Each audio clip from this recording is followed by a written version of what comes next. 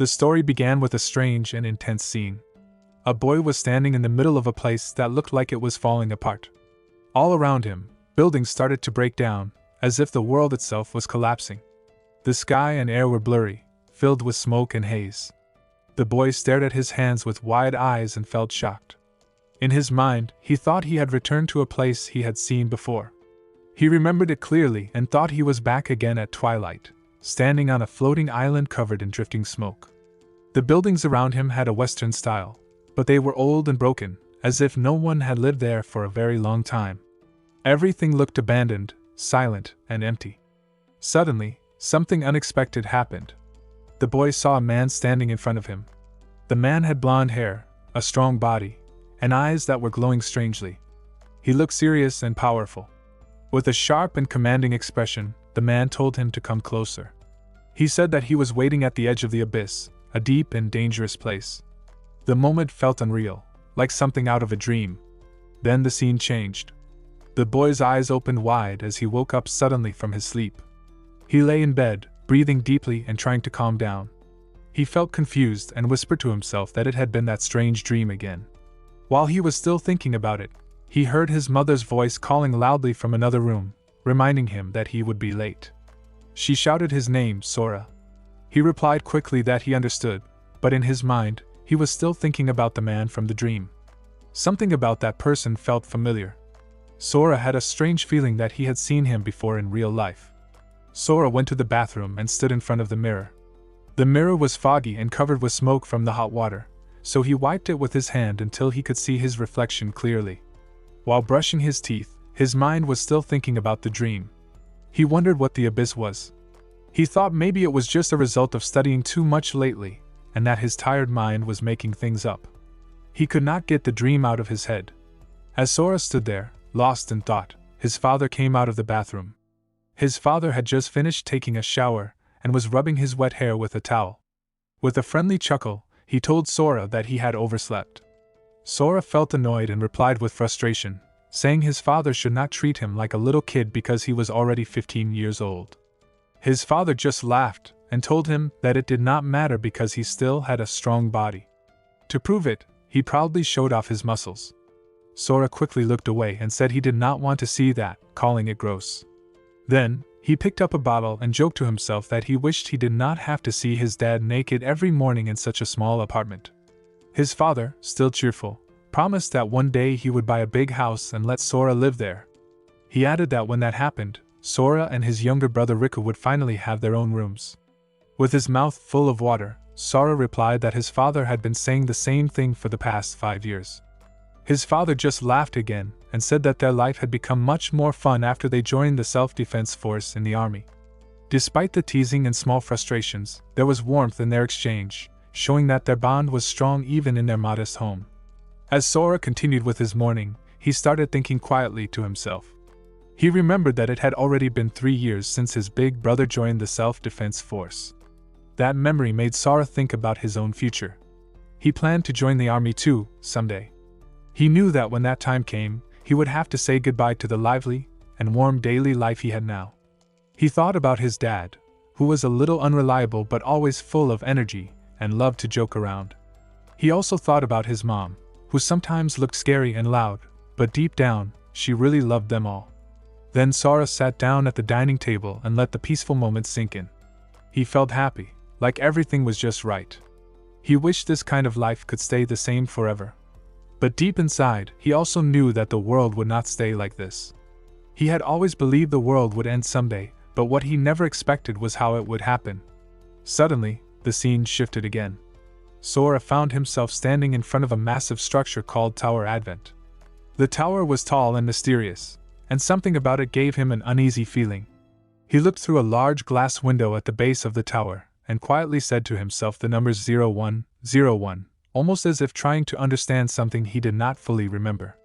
Back then, he had not known anything. But now, it was different. As he stared at the tower, he saw something unusual. Fighters, like small aircrafts, were flying toward it. Sora watched them with confusion. The sight made him think harder. He realized that this tower, which had suddenly risen from the ground, had the power to change the fate of all humanity. It was not just a building, it was something deeply connected to the strange dreams he had been having. A part of him already knew that the tower and the dreams were somehow linked. Then, another memory came back to him. He remembered sitting at the table with his parents. There had been a phone placed in the middle of the table, and through it, they had heard the voice of his brother. His brother had sounded calm and had told them that everything would be fine. He had said he would just follow the instructions given by the self-defense force and return home soon. Sora had believed those words back then. But now, he was not so sure anymore. Sora remembered his big brother's last words. He had said he promised to come back. Those words echoed in Sora's mind, but now they only brought pain. Sora held his head in both hands and thought in a small, shaky voice that they were never able to contact his brother again after that night. It was as if he had completely disappeared. The memory felt heavy. He remembered sitting with his parents in front of the television during the time when everything started to fall apart. Back then, the news reporters had tried to calm everyone down. They said everything would be fine if people just stayed inside their homes. Sora believed them at first. But then things got worse. His mother had shouted in shock that 20 towers had appeared all around the world. The number was terrifying. No one understood where they came from or what they were. These towers had suddenly risen, just like the one called Tower Advent. Sora thought to himself that after a while, even the news stopped reporting updates. The TV went silent. The radio only repeated the same messages again and again, like a machine stuck on a loop. Then one day, they heard shouting from the road outside their home. Someone was warning everyone to hurry and evacuate to the shelter. Sora and his family quickly packed what they could and prepared to leave. Sora remembered how his mother had written a letter to his brother before they left. She placed all her feelings into those words, hoping he would somehow see it one day. On their way to the shelter, Sora noticed many things around them. The world felt strange and broken. It was like everything around them was trying to send a warning, trying to say something was deeply wrong. They saw a group of soldiers passing by in a high-mobility military vehicle. Sora looked at their faces, and all he saw was despair. The soldiers looked exhausted and hopeless. The cars they rode in were covered in horrible scars, like they had been through battles. The metal was torn, and the windows were cracked. A terrible, rotten smell floated from the vehicles. It made Sora feel sick. He realized then that things were much worse than the news had ever told them. While Sora was deep in thought, his father looked around and asked in a confused voice what was happening to the world. No one had any answers. Things were falling apart too quickly. Soon after, their family reached a large gymnasium that had been turned into a temporary shelter. Sora looked around and saw that the shelter was completely packed with refugees. So many people had gathered there, but almost no one spoke. The silence felt heavy, like everyone was simply waiting to hear a final judgment. It felt as if they were all waiting for something terrible they couldn't stop. As Sora stood there, his eyes fell on an old man sitting quietly on the ground, looking weak and tired. Before he could keep thinking about it, his mother called out to him and told him to hurry. He nodded and stepped behind his parents, saying okay. But deep inside, his thoughts continued.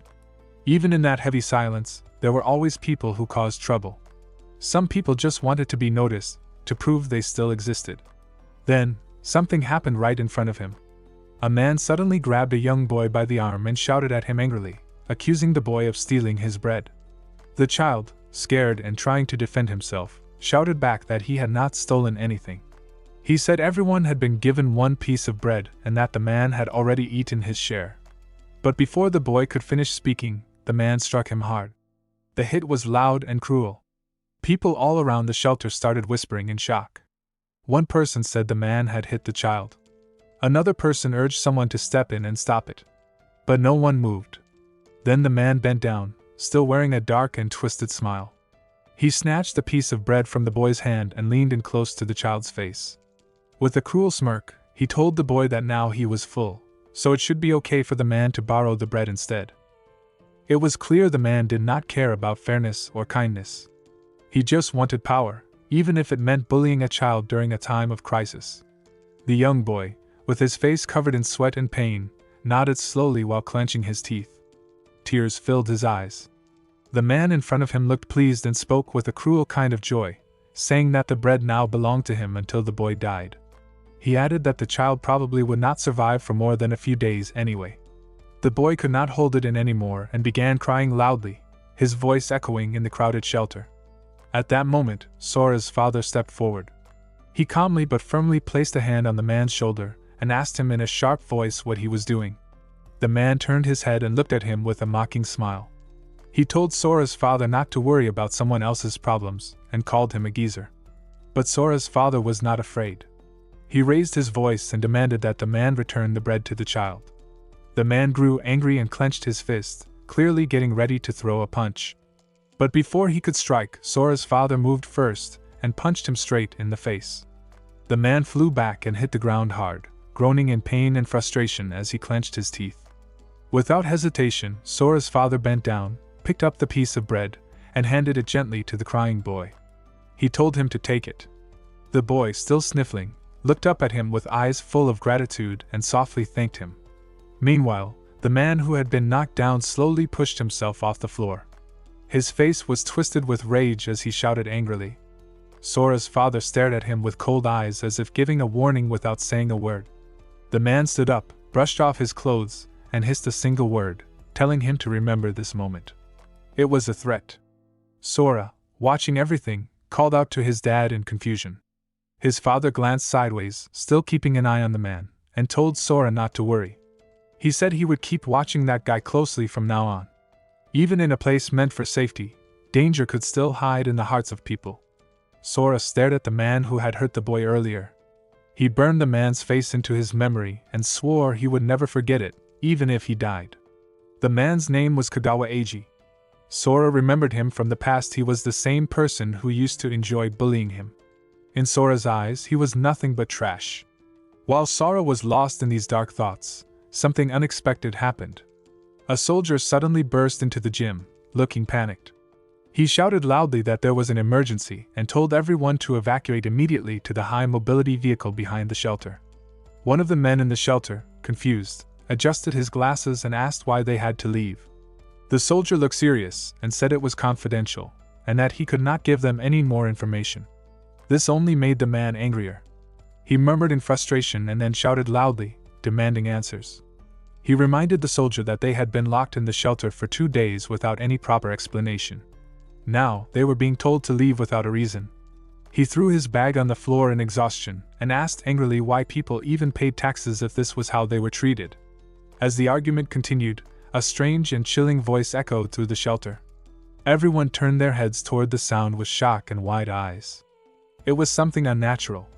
The soldier, now clearly terrified, shouted again, telling everyone that they were coming and to run immediately. One of the civilians asked in confusion who they were, but there was no time for an answer. Sora did not wait. He turned to his parents and shouted for them to hurry. Inside, he had a terrible feeling growing in his chest. It felt like the world was about to collapse right in front of them. As they all began running toward another exit door, the first exit suddenly burst open. A crowd of strange and terrifying figures rushed into the gym. One of them stood out, a terrifying beast with huge fangs and glowing red eyes. Sora froze for a second, staring at it with wide, horrified eyes. He could not even believe what he was seeing. It was not human. He thought to himself in shock, trying to make sense of it. What the hell was that? As the monsters roared and charged through the exit door into the gym, chaos broke out all around. The people inside screamed in fear and panic. Some cried out desperately for help, shouting that monsters had entered. Sora's parents called out to him with urgency, yelling his name and telling him to hurry.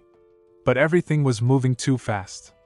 People were running in every direction, bumping into each other, trying to escape the nightmare that had suddenly come to life. Fear was in everyone's eyes.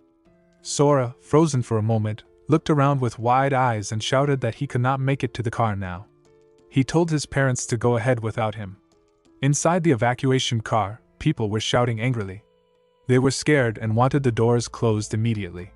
Sora's father grabbed Sora's hand tightly and refused to let him go. He called out his son's name with all his heart, not wanting to leave him behind. But the people inside the car didn't care. They yelled that the car was already full. One man even shouted that they didn't want to be dragged into someone else's problem. Another person slammed his hand onto Sora's father's back and told him that if he was going to hesitate, then he should get off the car completely. Sora could feel the pressure. His father did not want to let go, But Sora knew they did not have time. With his teeth clenched in determination, he broke free from his father's grip and ran toward another car. His father called out behind him, but Sora did not stop. He shouted back that he would get into another vehicle. But when he reached the second car, a man standing near it told him coldly that it was also full. Sora stood there, surrounded by confusion, noise, and monsters closing in, with no place left to run to. The world around him was crumbling, and all he could do was try to survive. As Sora ran through the chaos, he passed another car but quickly realized it was full too. He felt panic rise in his chest. Then he saw one last car. He thought to himself that this was his final chance. He ran toward it, hoping to escape. He tried to clear his way and get in, but he struggled and could not do it on his own. Just when things felt hopeless, a man suddenly reached out his hand to help him. Grateful, Sora grabbed it and pulled himself up into the car. He quickly thanked the man with relief. But then Sora looked up and froze. The man who helped him was Eiji Kagawa, Eiji, the one who used to bully him. Eiji gave him an evil smile and repeated Sora's words with a mocking tone. He said that thank you was actually his line. Sora's eyes widened in shock. He could not believe it had to be him. Then, without warning, Eiji let go of Sora's hand. Sora fell backward from the car and hit the ground hard. As he lay there in pain, he heard Eiji laugh and tell him to die in his father's place, calling him trash. Sora hit the ground, his body shaking. His teeth clenched as he tried to hold himself together. People ran all around him, rushing for safety, not even noticing him. Sora closed his body tightly and thought in despair that he did not want to die. In his heart, he cried for someone to help him. In that moment of fear and pain, an image flashed in his mind, the man with glowing red eyes from his dream.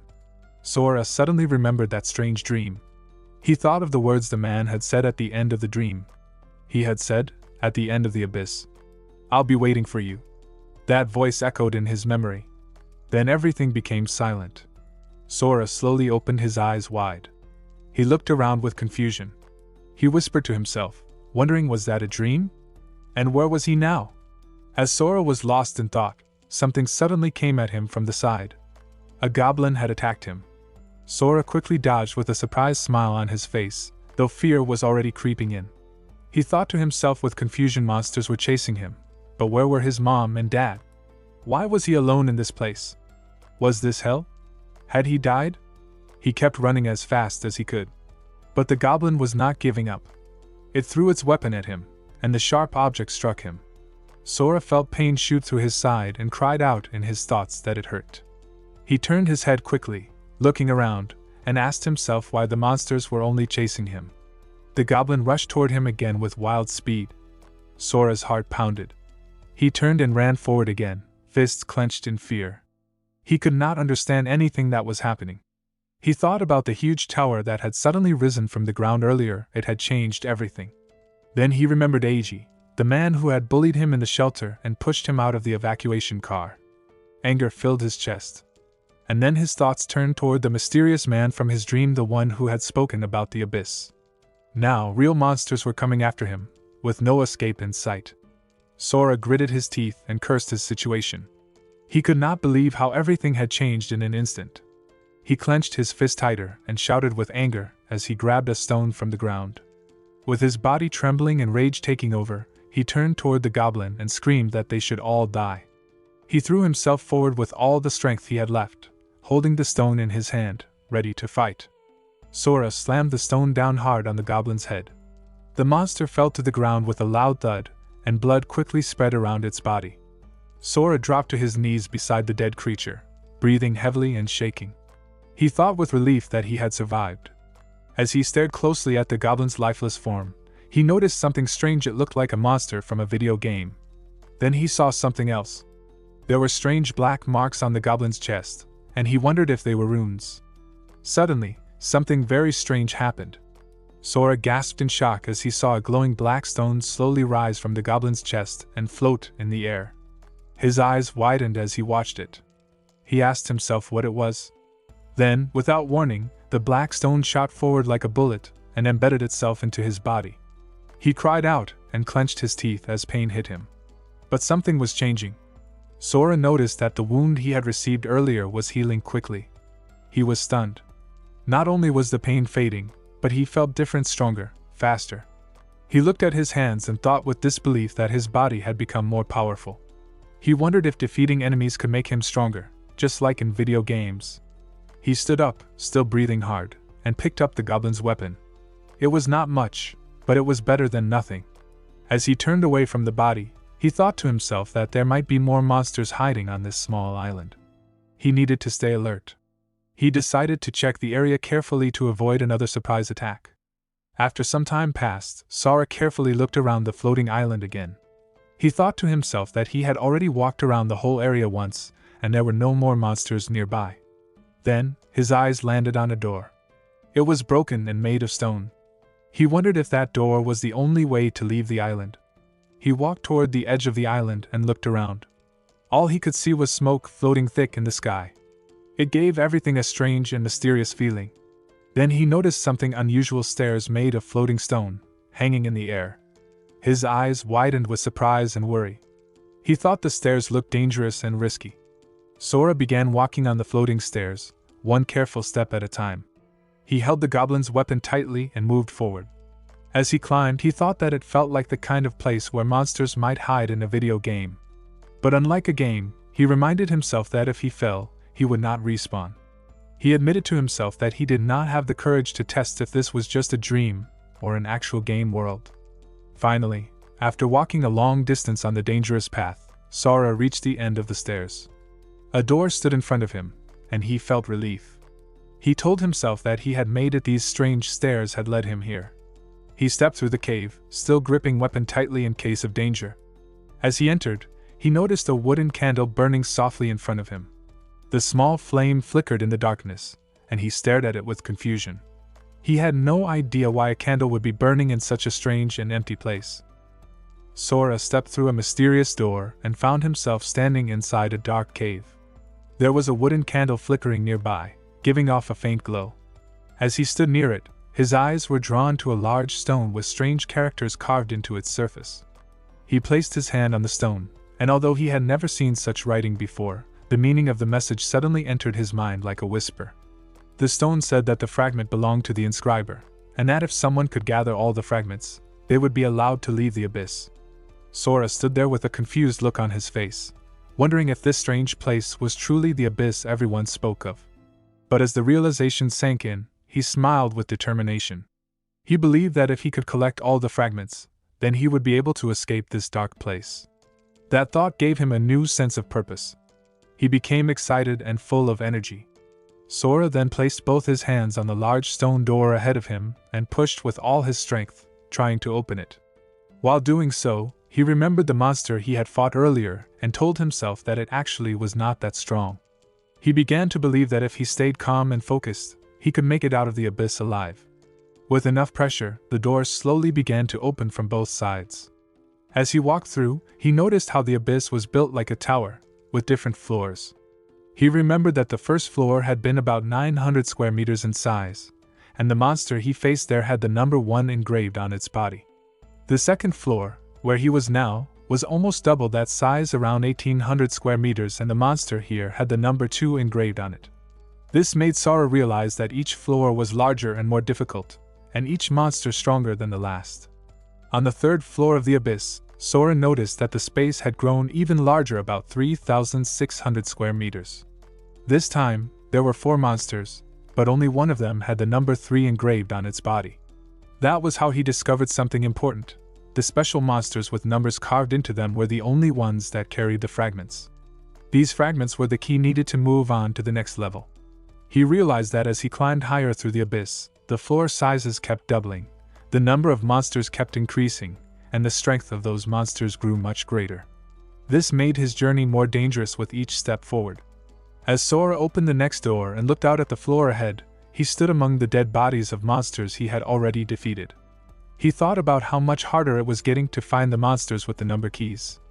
The space was larger, and with twice the number of creatures to search through, it took more time and energy to track down the right one. But even with these challenges, Sora felt a change within himself. He felt energy flowing through his body, like something inside him was waking up. He realized he was getting stronger too, slowly but surely. Each battle pushed him to grow, and he kept pushing forward. He slammed his weapon onto the ground, causing dust to rise into the air around him. As he stood in the middle of that battlefield, he remembered how the higher he climbed, the more monsters appeared.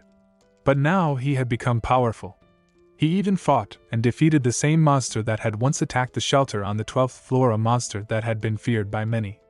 This time, that beast had been no match for him. He had defeated it easily. Now, every time he dyed the ground red with the blood of monsters, he noticed something else. With every kill, his emotions became more distant and numb. The more monsters he fought, the less he felt. As Sora moved forward through the endless floors of the abyss, a glowing screen appeared in the air and floated beside him, showing messages that updated as he advanced and defeated monsters. Each message gave him shocking numbers. It said, "Notification, 13th floor, 4,096 monsters." Then, "Notification, 14th floor, 16,384 monsters." Later, it showed, "Notification, 21st floor, 1,048,576 monsters." With every new floor, the number of monsters increased at an extreme rate, and Sora realized just how deep and dangerous this abyss really was. By the time he reached the 30th floor, he was surrounded by more than 500 million monsters. At that point, finding the monster with the key fragment felt almost impossible. He compared it in his mind to searching for a contact lens in the middle of a desert, hopeless and endless. Some of the key monsters were protected by large groups of other monsters. Others hid deep inside dark caves. And the most frustrating ones of all were the ones that only appeared after he had killed every single monster on the entire floor. It tested his patience, his strength, and his will to keep going. As he stepped carefully through another massive floor, he finally reached one of the key monsters. It was a powerful beast, and it suddenly slammed its giant weapon toward him. But Sora reacted quickly. He dodged the attack and swung his own weapon with full force. His blow landed directly on the monster's head, and it was so strong that the monster's head flew off its body.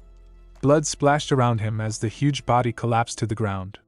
In that moment, he thought to himself that no matter how many times he had to fight, no matter how difficult it became, he would keep moving forward.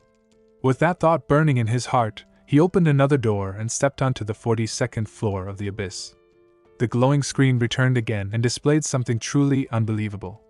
The number of monsters on this floor was over 2 trillion, exactly 2,199,223,255,552.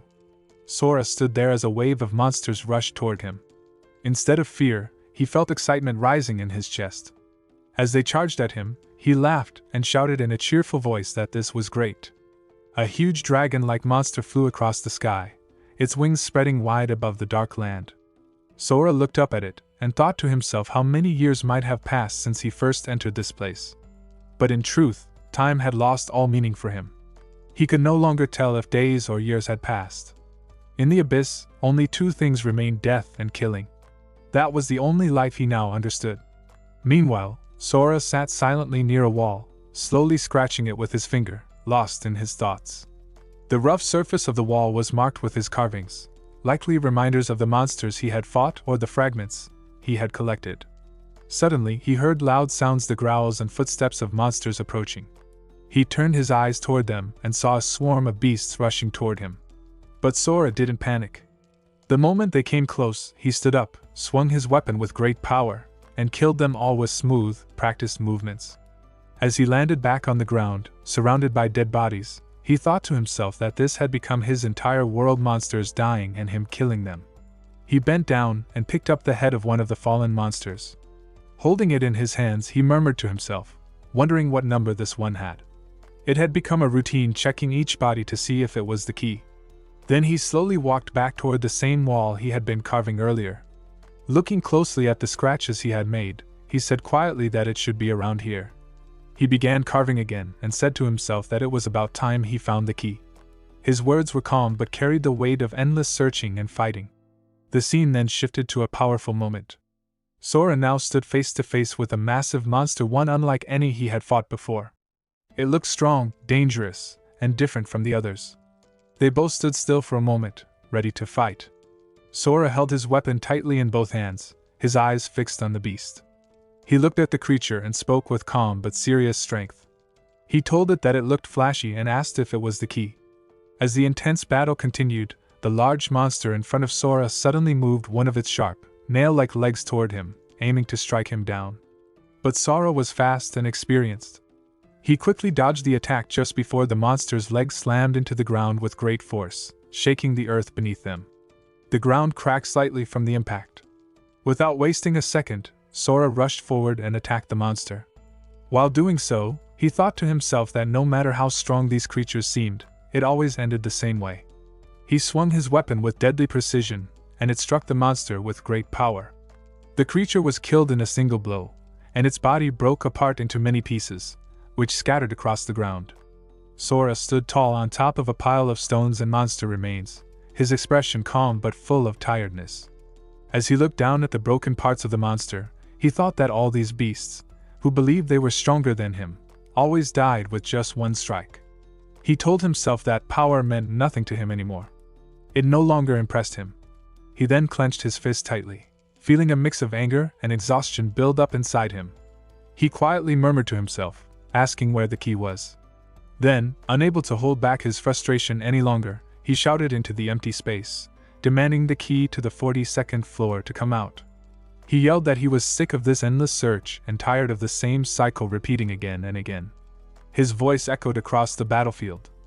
As he stood there, many monsters began flying high in the sky, their wings stirring the air. Dust particles rose from the ground, making the atmosphere cloudy and blurry. The entire scene looked like a battlefield from a dream. In the year 20XX, something terrifying happened all over the world. 20 giant towers suddenly appeared across the globe. No one understood what they were or where they came from. Humanity could not react in time. The towers became the homes of terrifying monsters, and those monsters rushed out and began destroying everything. Cities were crushed, people were killed, and most of mankind was wiped out. This horrible day was later called Judgment Day. But not everything was lost. Some of the people who survived Judgment Day went through a strange change. They awakened and became connected to something called the system. It was like a mysterious power that gave them strength. A glowing message would appear on a screen for each new awakened person. When one boy faced a monster, a message popped up in front of him, saying notification was awakening successful. Initializing combat power. These awakened people were suddenly gifted with amazing strength, speed, and special abilities through the system. With this power, order slowly returned to the world. The awakened survivors formed groups called hunter guilds. These guilds hunted the monsters, protected the people, and rebuilt some of the broken world. Hope returned, but the dangers of the towers never truly ended. In another part of the scene, Sora was chasing a wolf-like monster across the ground. He shouted for the monster to wait and demanded to see its stats, as if he was trying to figure out its power level. He then caught the monster using a long chain, pulling it back forcefully. But the monster struggled hard, trying to break free. Then, out of nowhere, a voice called out, warning Sora that the monster was using an advanced transfer scroll, a rare item that allowed monsters or people to teleport. The voice told him not to let the monster finish the spell. Sora was shocked. As he listened, he murmured to himself, confused, asking if that voice had spoken human language. He did not expect a monster to sound like a person. As he looked up, something even stranger happened. The monster's body began to rise into the air. A bright line of energy appeared between the sky and the ground, twirling like magic, and the monster started floating up through that beam. Sora watched with wide eyes and thought there was no way this could be happening. He was completely shocked. In front of him, above the swirling beam of light, there seemed to be something unbelievable, an exit. But deep inside, he hoped it was true.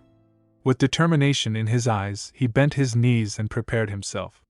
Then, with all the strength he had, he jumped high into the air, aiming straight toward the circle of energy that had formed in the sky. As he flew upward, a glowing red message suddenly appeared in front of him.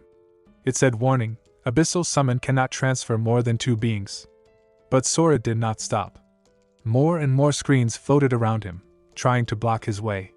He gritted his teeth and thought with burning anger that no one would stop him. He shouted silently in his heart, and pushed himself forward through the beam with full force.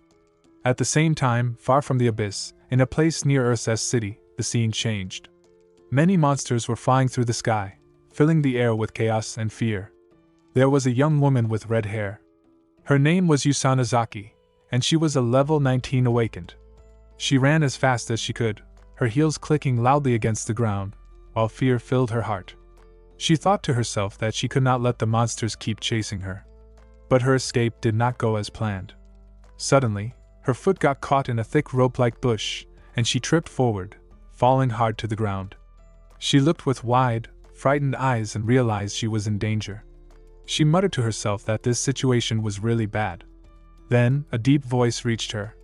Standing in front of her were two people. One was a large, muscular man carrying a massive weapon on his shoulder. The other was a woman, standing calmly beside him. The man was Shousai Toshida, a level 38 awakened known as a barbarian. He looked down at you with no mercy and said with force, telling her to hand over the advanced transfer scroll. As the tension grew in the forest clearing, another man stepped forward in front of Yusanazaki. He looked serious and spoke with a strong voice, saying that a level 60 scroll was too powerful for a level 15 beginner like her. His name was Chuji Shidu, a level 35 swordsman, and he stood confidently with a smirk on his face. He warned you that if she did not hand over the scroll, he would not hold back. Another person in their group, a woman named Aika, who was a level 34 druid, turned her head and gave a cold warning. She said there should be no killing. Still lying on the ground, you shouted in panic with her eyes wide open. She reminded them that hunters attacking each other was strictly against the rules. It was forbidden. But Shousai, the large man with the giant weapon, just smiled cruelly. He slammed his sword into the dirt right next to her face, so close that the soil sprayed onto her. With a proud voice, he told her that he was the rules around here. Yu's expression turned to shock. She could not believe how far they were willing to go just for the scroll. Then Shousai raised his voice again. He told her that if she gave him the scroll peacefully, he would at least leave her bones unbroken. But Yu was not ready to give up. She sat up quickly while holding the scroll tightly, and shouted that they really did not want to push her any further. Aika, watching with sharp and serious eyes, realized something terrible was about to happen. She shouted that Yu was trying to use a forced summon and begged the others to stop her. Shousai became furious. His teeth clenched in anger, and he rushed toward her with his sword raised, screaming for her to give him the scroll. He brought his weapon down hard, but it was too late. Yu had already started the summoning. Bright energy began to twist and spin around her hand.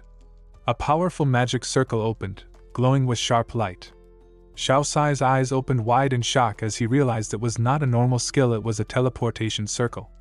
Then, with fire in her eyes and energy swirling around her, Yu shouted that if she was going to die, she was going to take him with her. The magic lit up the entire area as her body and the scroll responded to the summoning. Shousai stood still for a moment, his voice low and full of shock as he whispered the words forced summon. He could not believe what Yusanazaki had just done. Aika, standing nearby with wide, panicked eyes, yelled that an advanced monster summoned by force could not be controlled. She warned that this was the end, and begged the others to stop Yu before it was too late. But there was no more time left.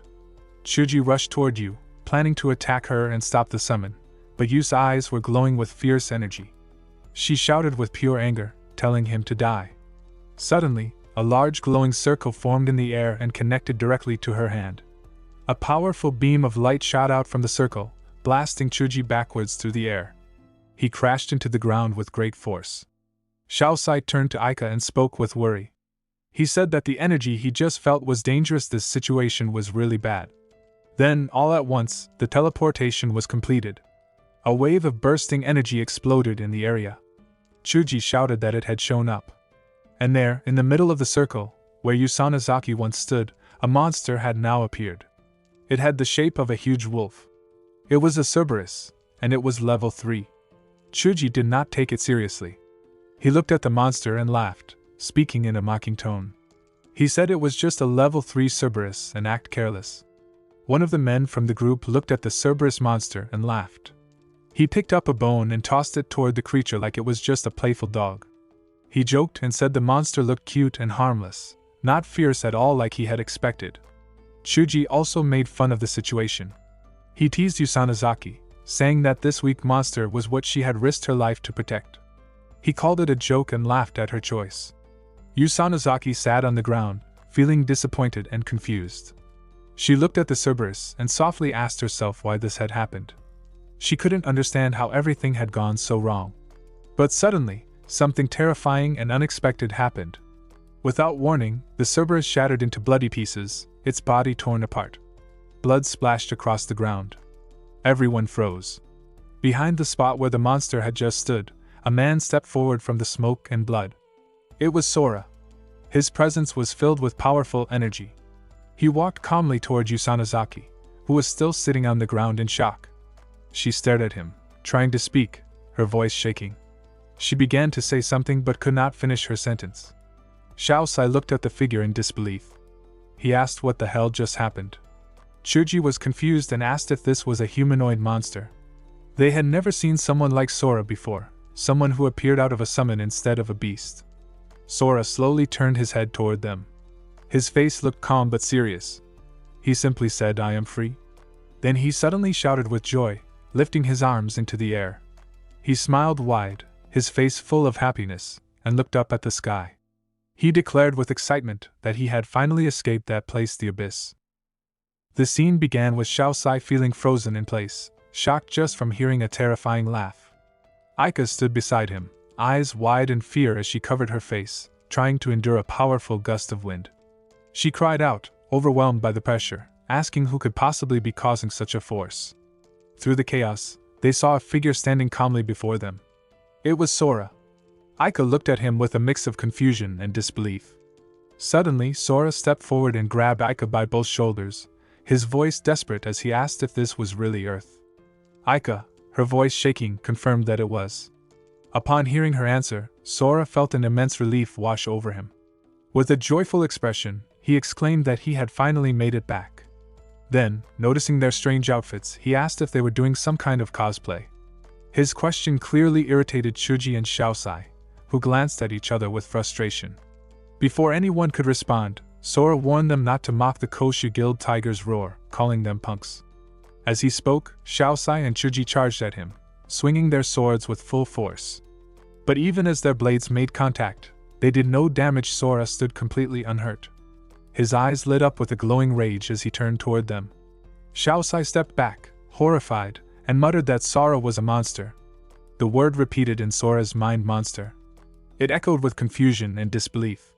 Then, suddenly, he grabbed Shaosai by the neck. Shaosai struggled in pain, unable to break free, as his reflection appeared in Sora's intense gaze. The atmosphere grew heavier as energy started swirling violently around Sora. His eyes glowed with intensity, and he shouted at Shaosai to show him his number. Shaosai, still caught in Sora's strong grip and gasping for breath, murmured in confusion. He had no idea what Sora was talking about and struggled to free himself by grabbing Sora's hand. The word number did not make any sense to him. Sora looked confused as well, unsure why Shaosai had no idea what he meant. Then, almost as if realizing something, Sora suddenly let go of Shaosai's neck. Shaosai fell backward, dropping to his knees and coughing as he tried to recover. His voice trembled with frustration as he cursed the situation, wondering how it was possible even with his strong body, he had been overpowered so easily. Chuji, still shocked by what had happened, called out to Shaosai, addressing him as boss.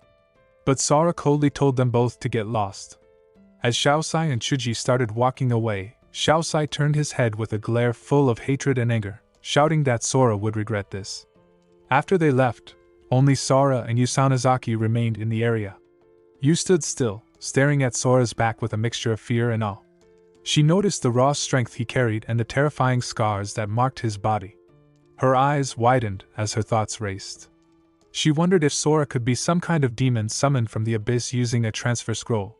The way he had appeared, his overwhelming power, and the strange energy around him, it was all too strange to be human. As she was deep in thought, Sora turned his head and asked how many years it had been since the tower appeared. Yu blinked for a moment, then replied that it had been 5 years. Sora stood silently for a moment, filled with countless questions running through his mind. Was this really Earth? Why did he need to ask something so basic? Then more thoughts came that what was the story behind that transfer scroll, her strange outfit, and everything he had just experienced? None of it made sense to him, and the confusion in his heart only grew stronger. Usanazaki explaining to Sora what had happened since the tower appeared. She told him that after the tower showed up, a strange system awakened inside humans, giving them powers and abilities they never had before. As she spoke, a glowing screen floated in the air, showing a grim message. Since the tower's arrival 5 years ago, 1/3 of the cities had already fallen. The world was no longer the same. You began to say more, but Sora quickly interrupted her. His voice was sharp and filled with disbelief as he asked if the outside world had truly changed that much during the 5 years he was trapped in the abyss. You nodded and gave him more terrible news that S City had just gone through its 7th major invasion, and she had barely escaped with her life. Hearing the name of the city made Sora's heart pound. His eyes widened in shock because S City was where he used to live. Panic and urgency rushed through him. He grabbed you by the shoulders and asked desperately about Imai City, wanting to know what was happening there now. She looked at him with sadness and told him that Imai City was already in ruins. However, she added that strong fighters had gone there, and she believed they might be able to hold off the monsters for now. Sora's expression became serious as he demanded to know how to reach S City from their current location. You pointed in one direction and began to explain, but before she could even finish, Sora had already started running toward it. He did not waste a second. You stood frozen in shock. She watched him move quickly with powerful steps, heading off alone. Her thoughts spun with alarm and curiosity. A mysterious figure with such strength and strange power had appeared out of nowhere. She realized this was something far bigger than she had expected. Determined, she told herself that she had to inform Lady Wani-sama immediately. Meanwhile, the scene shifted to Xiaosai and his group walking slowly along a road. Xiaosai was badly injured and needed help to move, so he leaned on Chuji and another man, placing his arms over their shoulders for support. He was still full of anger and frustration from their encounter with Sora. As they walked, Xiaosai gritted his teeth and muttered that Sora was a fool, clearly still shaken and humiliated by what had happened. Suddenly, the air around them changed. A powerful presence appeared without warning. A mysterious figure floated, wrapped in a long piece of cloth that swirled in the wind. Dark energy twisted around his body, making him look dangerous and unnatural. His face was hidden, but his voice was loud and angry as he demanded to know who Sora was. He shouted at them, saying he could sense Sora's presence on them and gave them only 3 seconds to tell him where Sora had gone. The group stood frozen, shocked by the sudden appearance of this threatening figure. For a moment, no one spoke. Then, Xiaosai, still burning with pride and rage, snapped back. He shouted that the figure was full of lies, refusing to give any information. The figure did not wait any longer. He suddenly landed on the ground with force and swung his weapon without mercy. In just moments, everything turned dark. A system screen appeared in the air, showing the horrible outcome that Aika, level 34 druid, her status was deceased. Chuji Shido, level 35 swordsman, his status was deceased. Xiaosai Toshida, level 38 barbarian, his status was deceased. The scene changed to a bright and shiny day at the headquarters of the Tower Frontline Guild known as Tiger's Roar. Inside one of the rooms, a girl with black hair stood in front of her boss. Her expression was filled with sadness as she delivered terrible news. She said that all 4 life signals from Master Danashida's party had disappeared. Not only that, but they had also lost contact with Yusanazaki and the transfer scrolls she was carrying. Just then, a hand holding a wine glass appeared, and a deep voice responded with frustration, calling the team useless trash. The man, clearly angry and disappointed, asked if the people she had personally recommended could not even defeat a level 10 summoner. The girl's voice trembled as she tried to explain that all their life signals vanished at the same moment. In other words, they were all killed instantly. The man looked confused at first, then realized what that meant: they were taken out in a single strike. He was Mukai Licht, a level 118 storm priest. He was clearly a powerful and important figure. As he turned his head toward the girl, he gave a direct order to find out who was responsible for wiping out the team. She nodded quickly and replied with a respect. But Mukai Licht was not done yet.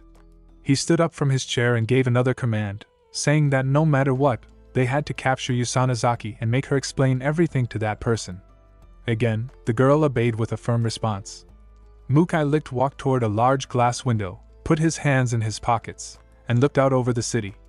His voice was calm but deadly as he declared that anyone who dared to harm his subordinates would be killed. Just as he spoke those chilling words, something flashed past the window with incredible speed. Mukai's eyes followed the blur. It was Sora, moving so fast he was nearly invisible. Mukai sensed something strange in the air, a strong and overwhelming smell of blood. Confused and alert, he murmured to himself, wondering who it could be. He realized the direction the presence was heading in was toward a fallen zone, one of the most dangerous areas. His thoughts grew more serious. He could feel that this invasion was different from all the others. A powerful force was moving, something far more dangerous than anything they had seen in the past 5 years. He believed the tower, which had been silent for so long, was finally waking up.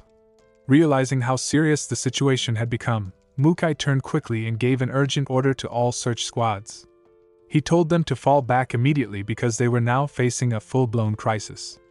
At the same time, outside, Sora jumped high into the sky with incredible power, began to move forward. Around him, small dragons flew across the sky. The scene changed again, this time to the S-City Fallen Zone, a place full of ruin and danger. Sora sat quietly on a rooftop, looking down at the destroyed city. His heart was heavy. He thought about how everything had changed during the 5 years he was trapped in the abyss. The once lively city had become a place of death and horror. But he also thought about himself.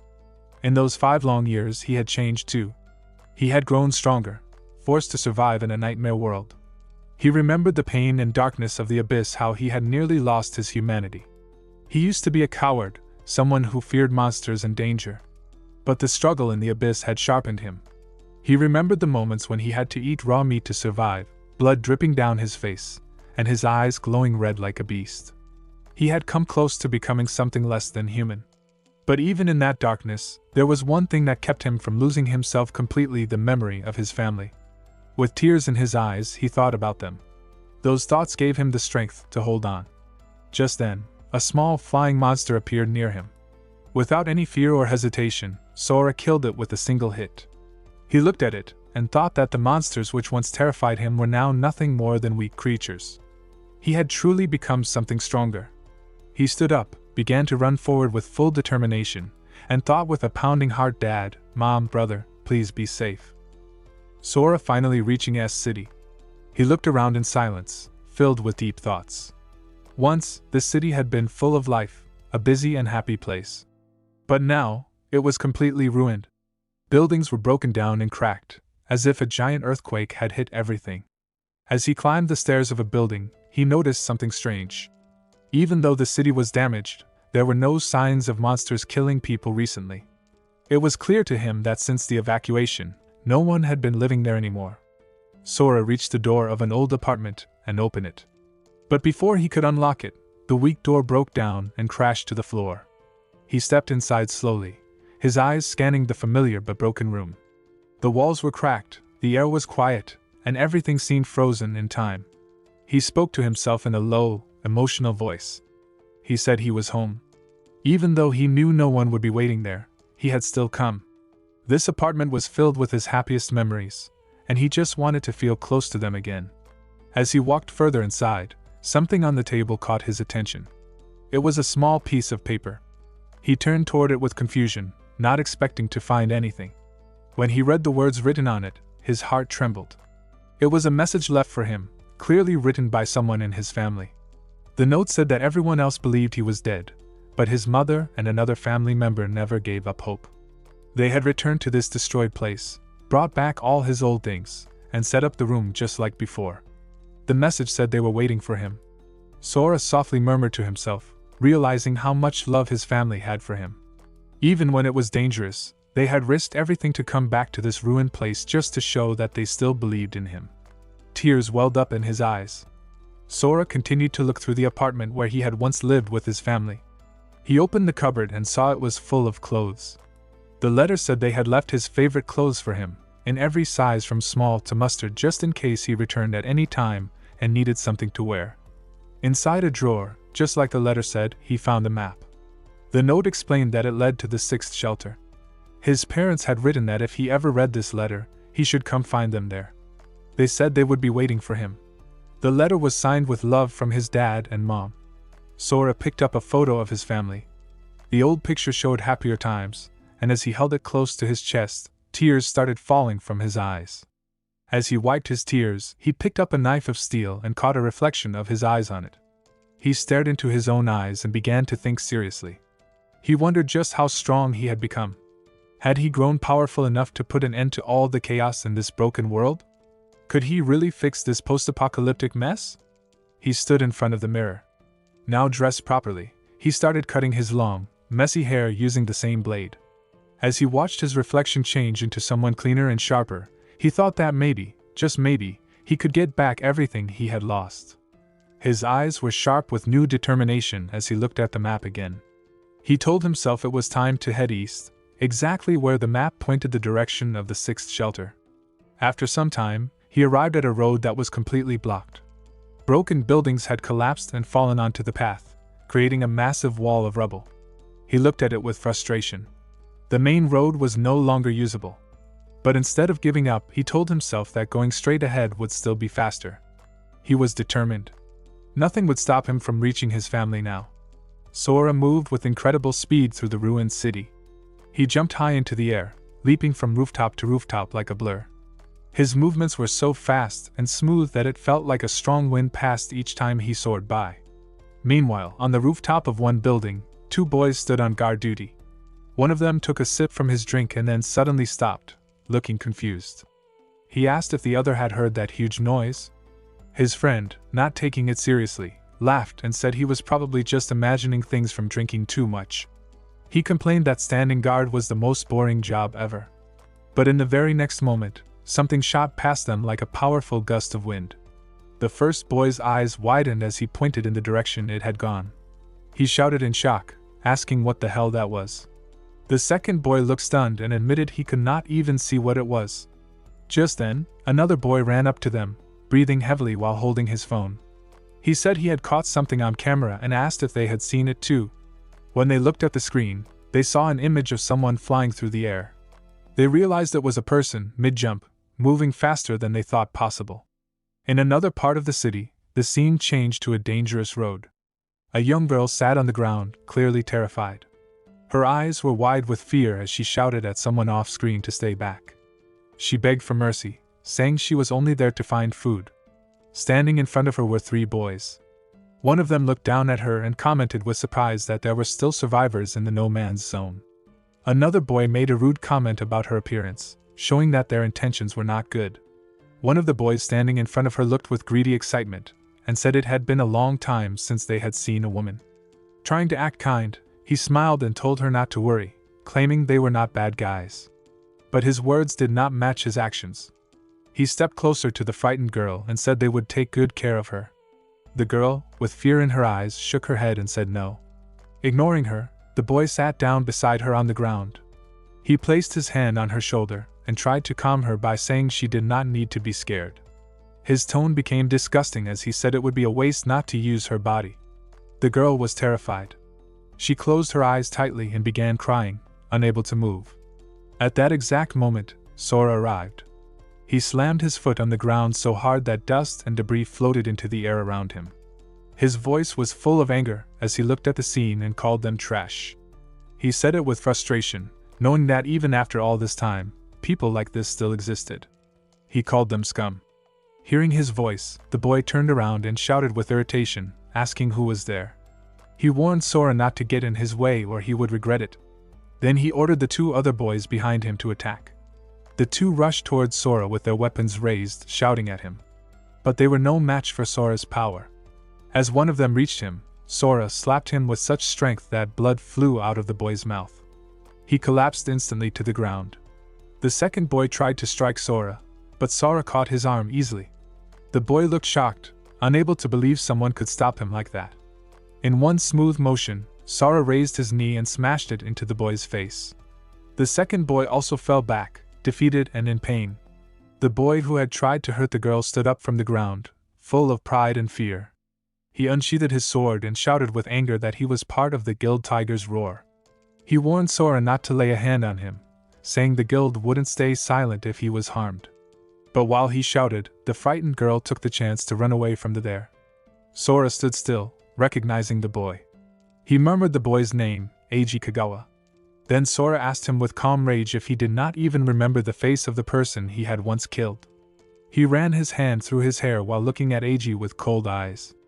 Eiji's expression changed quickly from anger to fear. His eyes widened in shock, and he stuttered in disbelief.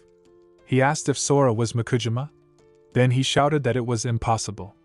As Sora stepped closer, Eiji panicked and yelled for him to stay away. He demanded to know why Sora was still alive. But Sora did not stop. He moved forward and grabbed Eiji tightly by the neck. Tears filled Eiji's eyes as the fear took over him completely. Sora's voice was full of rage and pain as he said he had clawed his way back from hell, and it was all thanks to what Eiji had done. Now, he told Eiji that it was his turn to fall into hell. Then Sora pressed his sharp nails into Eiji's neck, causing blood to flow as Eiji screamed in pain. Sora stared at him with burning eyes and dark thoughts. He promised to take away every last bit of Eiji's pride, showing how strong he had become. Inside Sora's mind, a mysterious voice praised him, telling him to kill.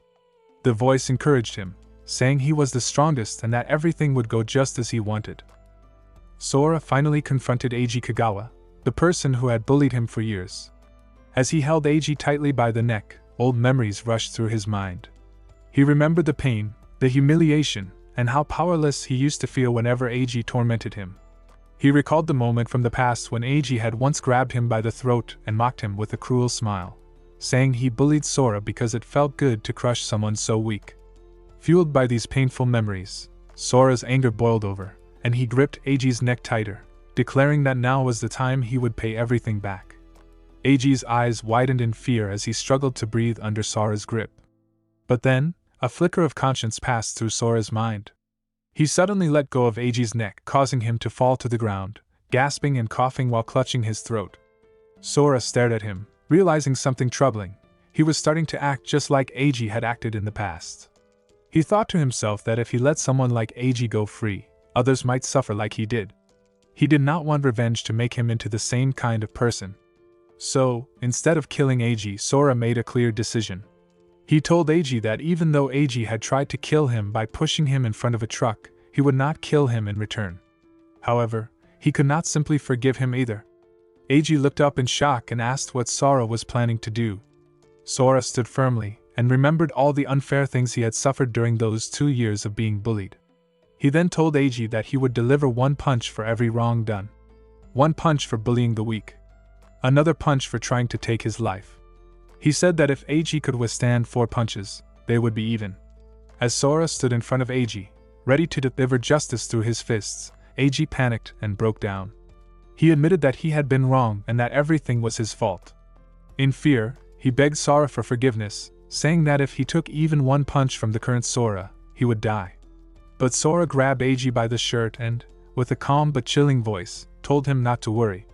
Eiji's eyes widened in disbelief as Sora raised his fist and delivered the first punch with immense force. Blood poured out of Eiji's mouth as he was struck, and Sora told him he was going easy on him.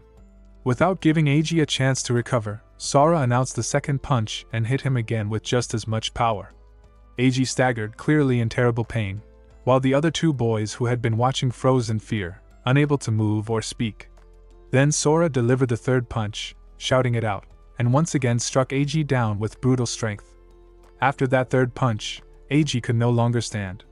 He was weakening fast, bleeding heavily and covered in wounds. But Sora, standing tall and filled with determination, demanded him to get up. Eiji looked up with blood pouring from his mouth, and in a broken voice, begged Sora to stop and just kill him. But Sora did not stop. He delivered a heavy blow to Eiji's head, slamming him into the ground with such force that dust rose all around them. Eiji screamed out in agony, completely crushed by the power of the blow. Sora looked down at him, and, in his thoughts, felt a strange relief. He believed that this level of punishment where Eiji's limbs could no longer move and his eyes could not see was the fair price for all the pain he had caused in the past. With the punishment complete, Sora turned to the 2 boys who had watched everything in silence and fear. Their faces were pale with shock. Sora ordered them to take Eiji to the hospital. Without hesitation, and with trembling voices, they responded in panic, calling him sir and agreeing immediately. After delivering justice to Eiji, Sora stood over him one last time and gave a final warning. With a cold voice, he told Eiji never to show himself again.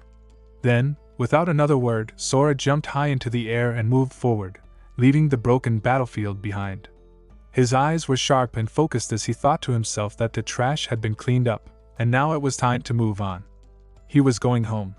Meanwhile, in another part of the world, the story shifted to the city's buffer zone, a quiet place meant to be safe from monster attacks. There, 3 soldiers were standing together, chatting during their duty.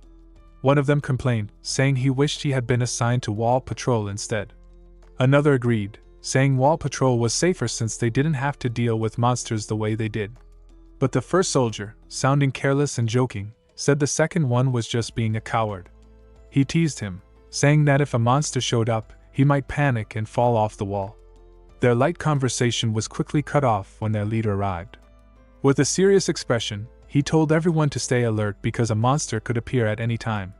His name was Kajura Tanji, and he was introduced as a second lieutenant, level 31 commander. The soldiers immediately stood at attention and saluted him. One of them, Matsura Shuki, a private first class and level 22 warrior, respectfully told the commander that the buffer zone was usually safe and that monsters from Area X rarely came this far. Still, he added that they would remain alert, just in case. As the soldier Matsura Shuki was still speaking confidently about how safe the buffer zone was, everything changed in an instant. Out of nowhere, a massive monster appeared. It had the shape of a giant octopus, with long, twisting limbs and one large, terrifying eye in the middle of its head. All the soldiers froze in shock at the sudden appearance. Before they could react, the monster moved quickly and violently, slicing one soldier's neck and cutting off his head in a single strike. Blood sprayed across the ground. The remaining soldiers screamed in fear, realizing that a real monster had arrived. One of them shouted in panic that it was a monster. The creature was identified as a kraken spawn, a powerful level 45 crustacean monster. Its size and strength overwhelmed the soldiers. One of them quickly tried to take control of the situation. He shouted at the others not to panic and told them to keep their formation and open fire. The soldiers followed the command and fired their guns at the beast, but their weapons had no effect. The bullets bounced off the creature's thick armor like skin. One of the soldiers, clenching his teeth in frustration, shouted that the monster's level was too high and their weapons were useless. As the kraken spawn moved closer, another soldier shouted in fear that it was coming right at them. Commander Kajura, seeing the danger, immediately gave a loud order for everyone to scatter. But the monster attacked too fast. It started killing more soldiers, throwing its tentacles around and tearing through the group like paper. In anger, one brave soldier shouted at the beast, calling it a stupid octopus.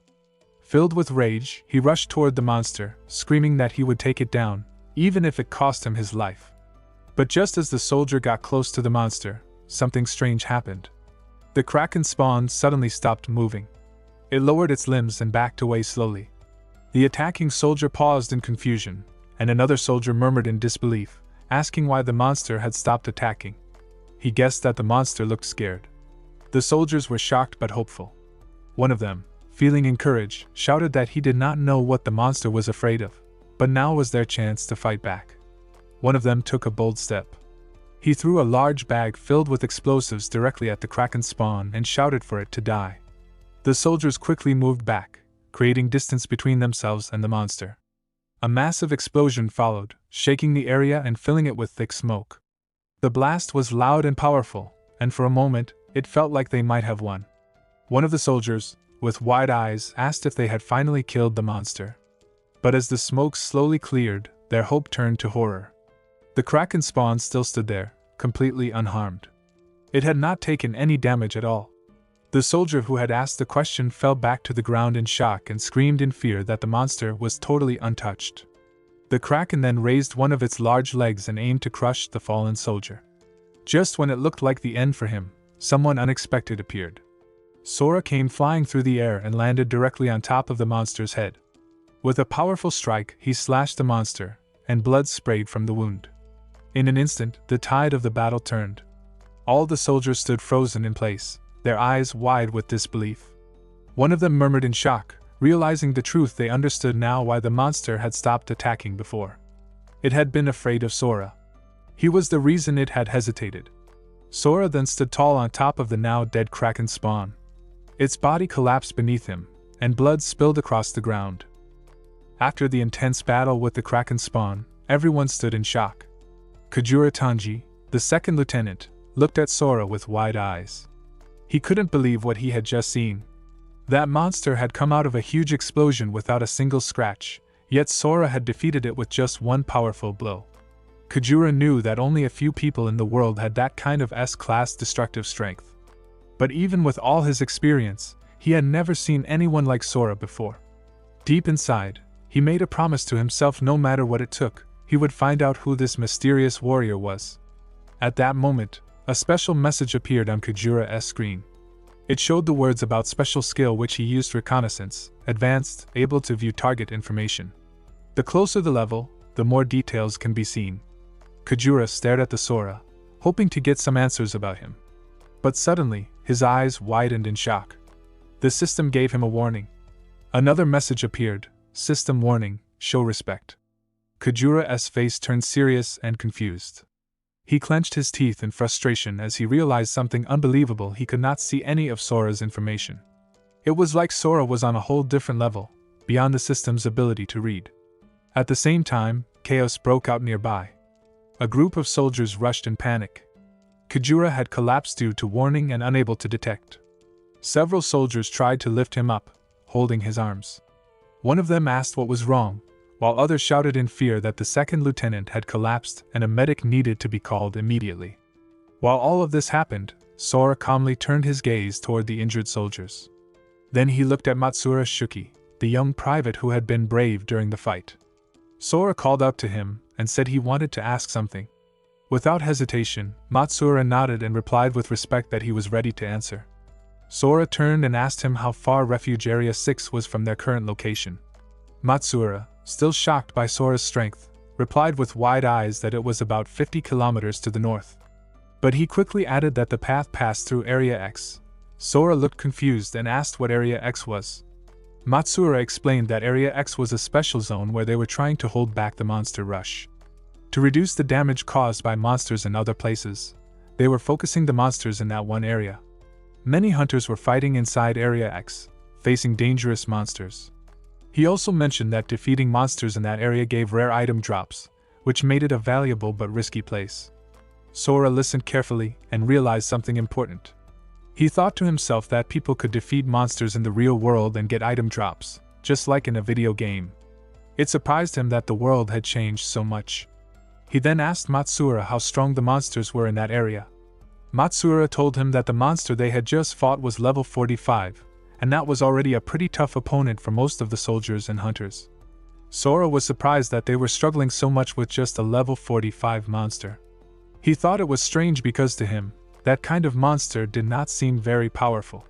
With a small smile, he asked Matsura how many monsters above level 45 were in the monster rush. Matsura answered that there were maybe less than 100. If there were more of those kinds of monsters everywhere, then humans would have already been wiped out by now. Sora nodded as he understood the situation better. He thanked Matsura for the information and said goodbye.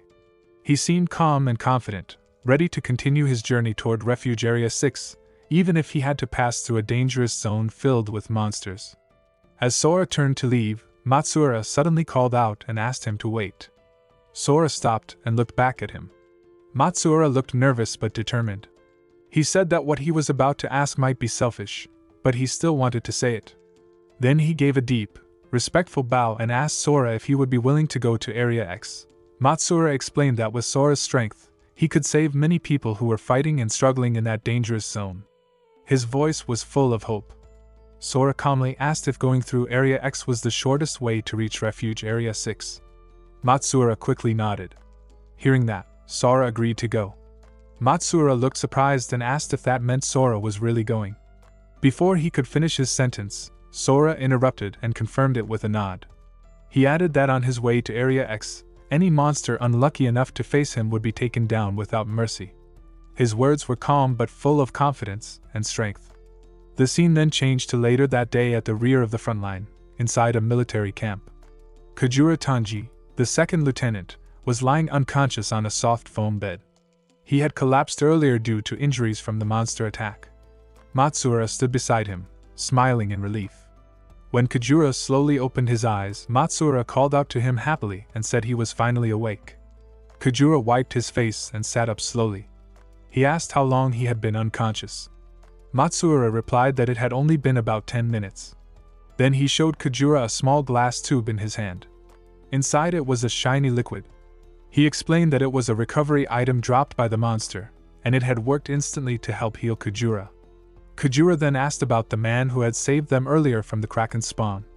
Matsuura answered simply that he had headed north. Kujura sat up and clutched his head, still feeling weak. He murmured the word north and suddenly realized something important. His eyes widened in shock as he asked Matsuura what he had just said. Matsuura replied nervously, saying that the powerful man who had saved them had headed north to return to Refuge Area 6. Kujura asked with urgency if he went through Area X. Matsuura confirmed it, though he looked confused and said that Sora did not seem worried at all. He left without any hesitation, as if passing through Area X was no big deal. Hearing that, Kujura's expression turned serious. He turned quickly and ordered Matsuura to contact Central Command right away. Matsuura looked confused and repeated the word Central Command, but followed the order. Kujura looked at his watch and thought to himself that there were still 10 minutes left until the scheduled time. He hoped Sora would make it before something terrible happened. Matsuura soon returned, standing at the gap in the camp's curtain. He informed Kujura that he had contacted Central Command using the emergency radio. He handed the phone to Kujura and asked why they needed to contact such an important office. Kujura looked at the radio with a serious face. He told Matsuura that this mission was very different from others and that the information was highly classified. That was the reason Matsuura and the other soldiers had not been told anything about it. As the phone screen started connecting, Kujura began to explain. He said that Area X, which everyone believed was a place used to hold back monsters, was actually something much worse. It was not just a battlefield. The truth was hidden from most people. The phone screen showed a signal called relay device, and at that moment, Kujura finally revealed the truth. He said with a heavy voice that Area X was actually a bombing zone. The scene moved to a large communication hall filled with many computer screens hanging on the walls and several people working at their stations. A girl was sitting on a chair with one hand placed over her headphones. She suddenly said that there was an emergency communication coming from Area B22. A serious-looking man sitting in the center of the hall heard her. He was introduced as Kumigaya Renji, the Central Commander and a level 58 flame magician. Without showing much emotion, he ordered her to patch the communication through. The girl nodded and quickly began typing on her computer. A few seconds later, Kujura's face appeared on the large screen. Kujura spoke with urgency. He gave the communication code BW3422 and reported his identity as Lieutenant Kujura. Then, he informed the Central Command that a mysterious hunter had just entered the bombing zone. He explained that this man didn't know about the secret operation taking place there. The commander, Kumigaya, responded with carelessness and a harsh tone. He asked if Kujura was just reporting his own failure. Hearing this, Kujura lowered his head slightly, clearly feeling disappointed and troubled. Still, Kujura spoke again, saying that he was not calling just to report his mistake. He suggested using the emergency broadcast system to warn the hunter about the upcoming bombing. Kumigaya tried to interrupt him angrily and began to speak louder, but Kujura cut him off with a sharp tone.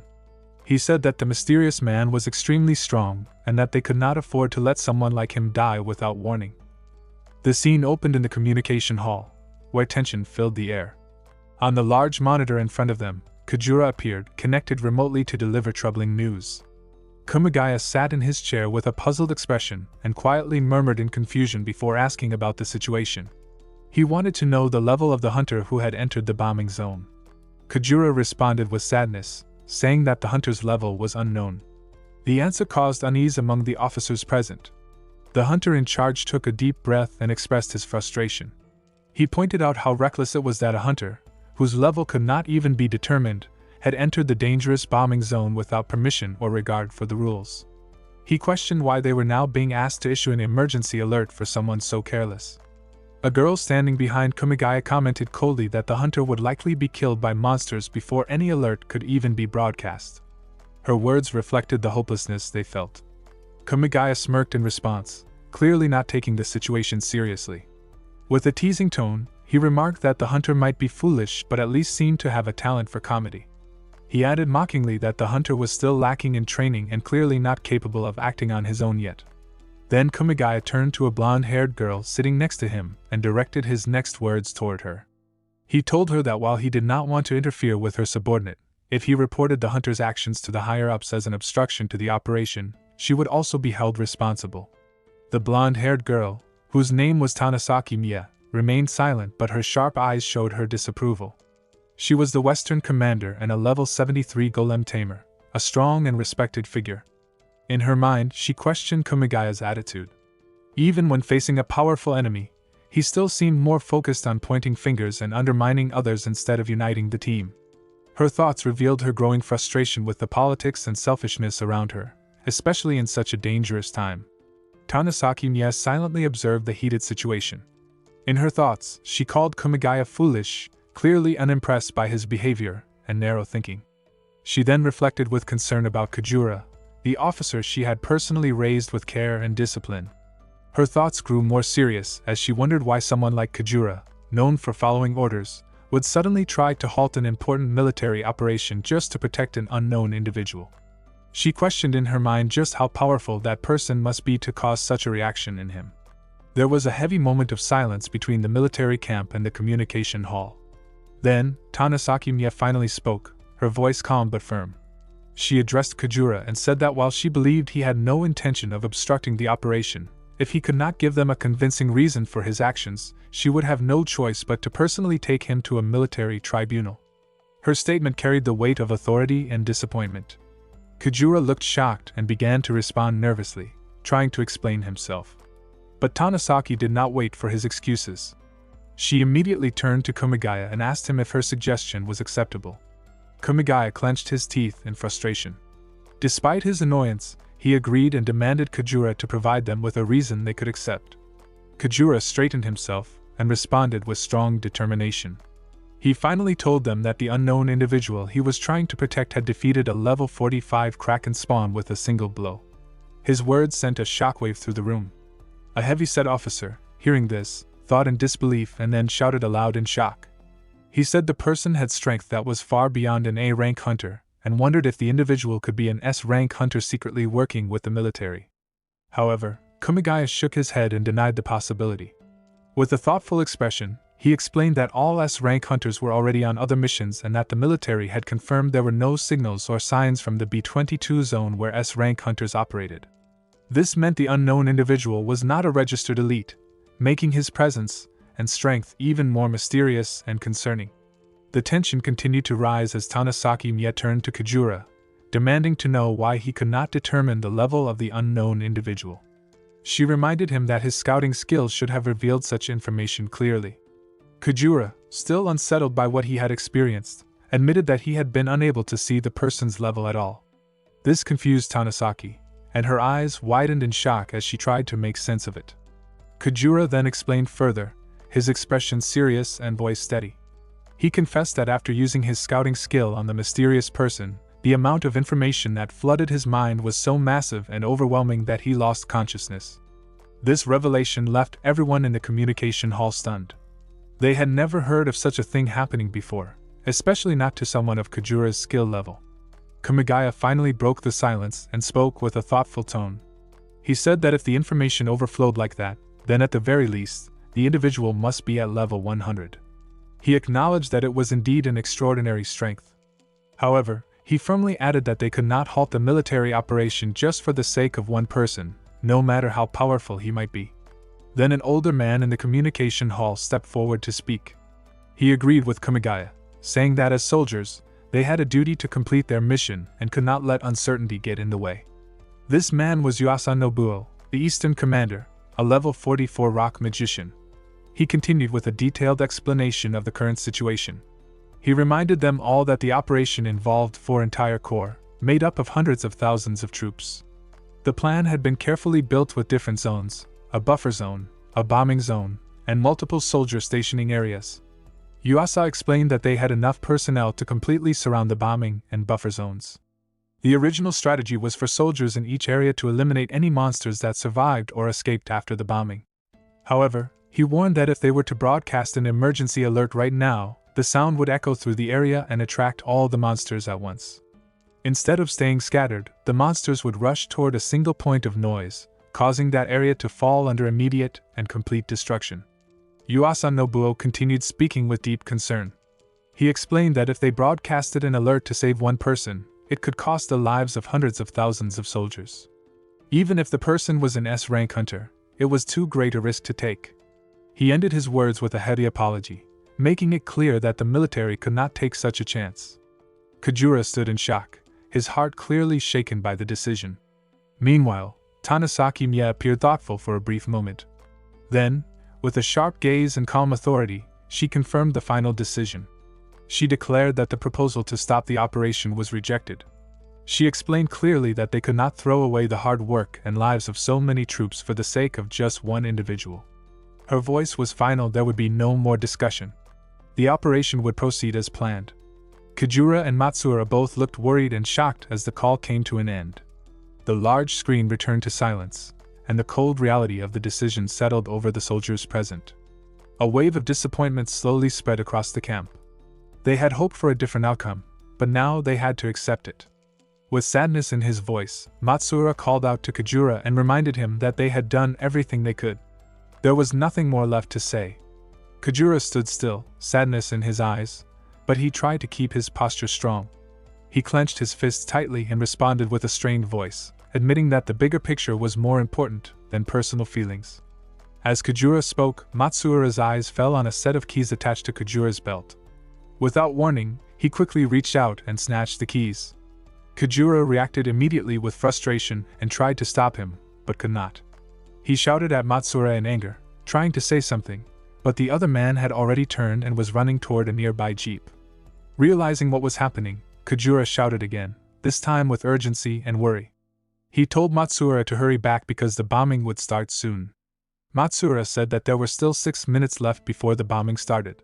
He quickly got into the driver's seat of the jeep, clenching his teeth and quietly telling himself that he could still make it in time.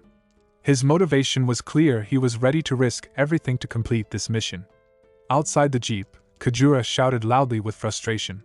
He gave a strict order to Matsuura, warning him that if he did not return immediately, he would face a court-martial, a serious military punishment. He called him by his rank and full name, trying to make Matsuura listen and stop. But Matsuura did not hear him. Instead, he focused on driving the jeep fast toward his destination.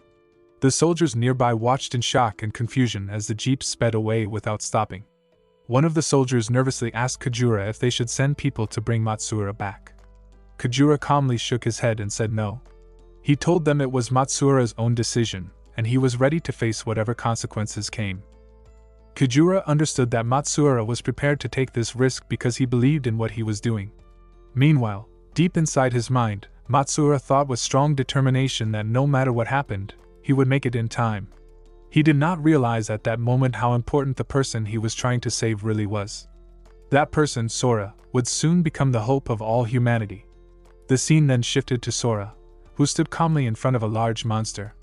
With a sharp and powerful slash, Sora tore the monster into pieces without hesitation. Matsuura Shuki was speeding through the danger zone in a military jeep, desperately trying to locate Sora. As he drove, he muttered to himself in frustration, struggling to trace Sora's movements. He questioned how Sora could have disappeared so quickly and even wondered if Sora was moving faster than a car. That thought alone shocked him, but he did not slow down. He was determined to find the man who had saved his life earlier. As the jeep approached the edge of Area X, Matsuura began to consider risky options. He thought about using the jeep's loudspeaker to call out to Sora. He knew that doing so might attract nearby monsters, but he felt he had no choice. He decided that Sora had to be warned about the upcoming bombing, even if it meant putting himself in danger. He tested the speaker with a short blow and held it tightly, his hands trembling with tension. Deep inside, Matsuura thought of himself as unfit to be a soldier, but in that moment, he was showing true courage. He shouted through the loudspeaker with all his strength, reminding Sora that he was the soldier who had been saved earlier. He warned that the area would soon be bombed and begged whoever was listening to evacuate immediately. He repeated the warning, hoping Sora would hear it in time. Elsewhere, Sora stood calmly on the corpse of a large monster he had just defeated. When he heard the voice through the speaker, he turned his head slightly, his face filled with mild confusion. He murmured to himself about the bombing and questioned if there were no other hunters in the area.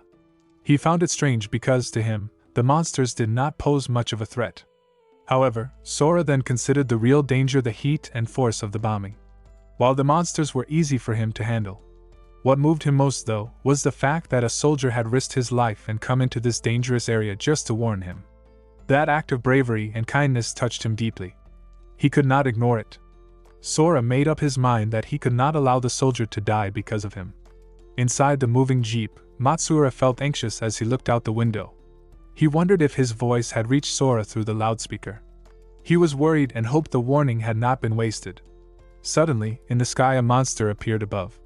It flew down and landed heavily on the ground, shaking the earth around the jeep. Matsuura's eyes widened in shock. Fear rushed through him as he realized that his loudspeaker had truly attracted monsters. He shouted to himself that he had to escape quickly. He started the jeep again, but even as he tried to flee, his thoughts went back to Sora. He worried about whether Sora had heard him and if he was still alive. Before he could think further, Sora appeared out of nowhere and slammed the dragon-like monster to the ground, right in front of the jeep. Dust flew everywhere from the impact. Matsuura was stunned by the force and speed of Sora's attack. After defeating the monster, Sora calmly walked up to the jeep and knocked on the glass window to get Matsuura's attention. Matsuura quickly rolled down the window and said with relief that he was glad Sora was alive. There was clear joy and amazement in his eyes.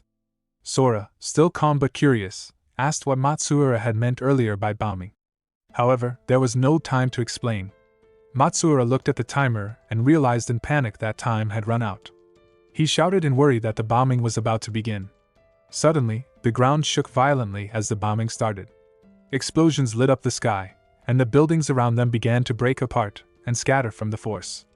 But Sora did not hesitate.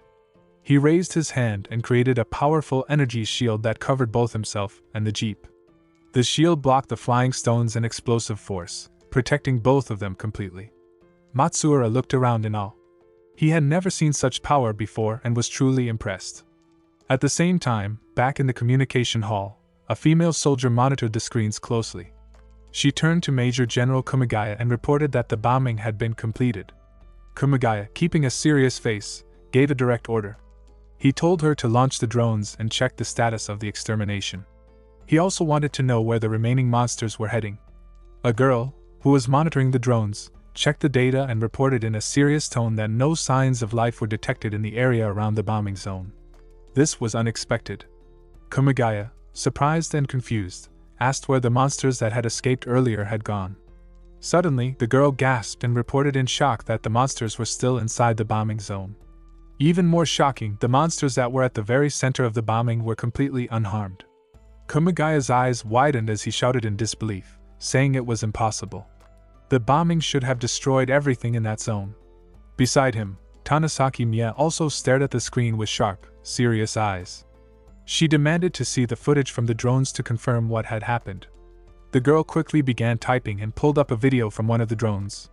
In the footage, they all saw something shocking.